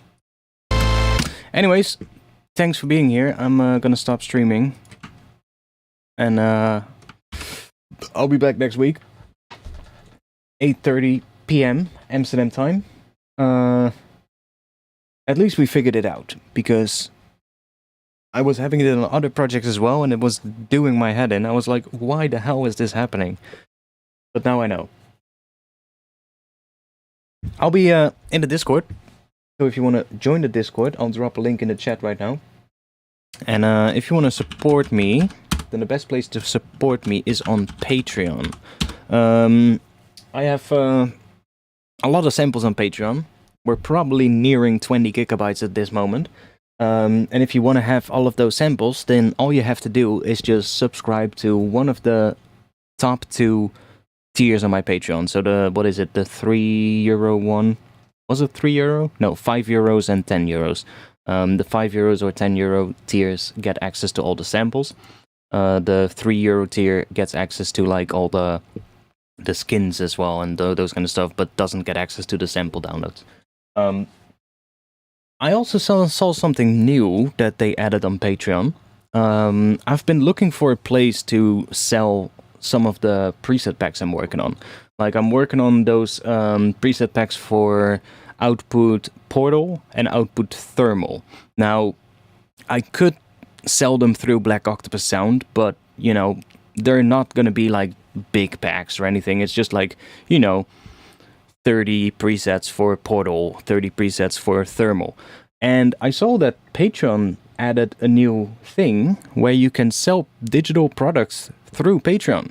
So you can basically just put them on Patreon on like a store. So I'm thinking of just having like some other things on my Patreon, and I might see if I can. I have to look into it. Maybe I can give the already like the people that already support me on Patreon like a really nice discount or something. But I don't know if that's possible, so I'll have to look into it. But I think that could be a pretty good way to distribute those smaller preset packs, like with just for like portal and thermal and such. Because it would also be easier for me, you know. Then I don't have to worry about. Well, I don't have to, you know, get in touch with Black Octopus Sound and be like, yo, do you want to release this? And then they'll probably be like, we want to release it, but it needs to be bigger. And then I have to, you know, expand it to be like 100 presets or something. Whereas if I just want to release like a 20 preset pack, for instance, putting it on Patreon and having like a little store there would be pretty good, I think. I thought before of using Gumroad, but I kind of don't want to create another platform, if you get what I mean. I would like to keep it all on one, because it just makes it easier to manage for me. I do have Trash, yeah. I don't really use Trash a lot anymore on stream, and I don't really want to make much for it because, you know, you can't buy it anymore. So if I use it on stream and somebody sees it and they haven't bought it before, then the only option is to pirate it, you know, and risk getting a virus or something, and I don't want to do that on stream. I might still use it off stream, though, every now and then, but it's just one of those things, you know, like, if I'm doing stuff on stream, I want people to, you know, be able to get that same thing and use it as well, which I still don't know why they completely discontinued it. Just, why didn't they just leave it up so that people could still buy it, you know? I don't get it. But whatever. Yeah, we have a on the Discord, we have a channel, I believe, called Sample Presets Share. So you can put, if you have like presets or samples that you want to share, you can put them in the Sample Preset Share channel. And we actually have a bunch of those channels, because we also have a channel for like drum breaks. So if you have like either made like some custom drum breaks yourself, or you found like some nice drum breaks online, or maybe you found a track on YouTube and it has a nice drum break, you can put that in the drum break channel. There's a lot of breaks in here. I'm actually looking at it now. There's so many breaks. Holy shit, there's some really... People have been posting a lot of breaks here. Nice. So, see, and people are just posting breaks in here, so if you need some breaks, there's a lot in here. Like, seriously, a lot. There's more stuff in my Discord, so just check it out. Sharing is caring, yeah. Anyways, thanks for being here. I'll be back next week. I'll be in the Discord afterwards, so if you want to have a chat, or if you do have some more questions, then just throw them in the Discord. Like I said, I'll be back next week, 8:30 p.m. Amsterdam time, and yeah, I hope to see you all again then. I'll see what we'll work on. Maybe the thing that we worked on today will have taken a bit more shape, and we'll work on that. I do wanna make a track with those drums, because those drums really turned out great. So I kind of want to do something with that. So probably we'll go back to it next week. Thanks for being here, and see you all in the next one. Peace.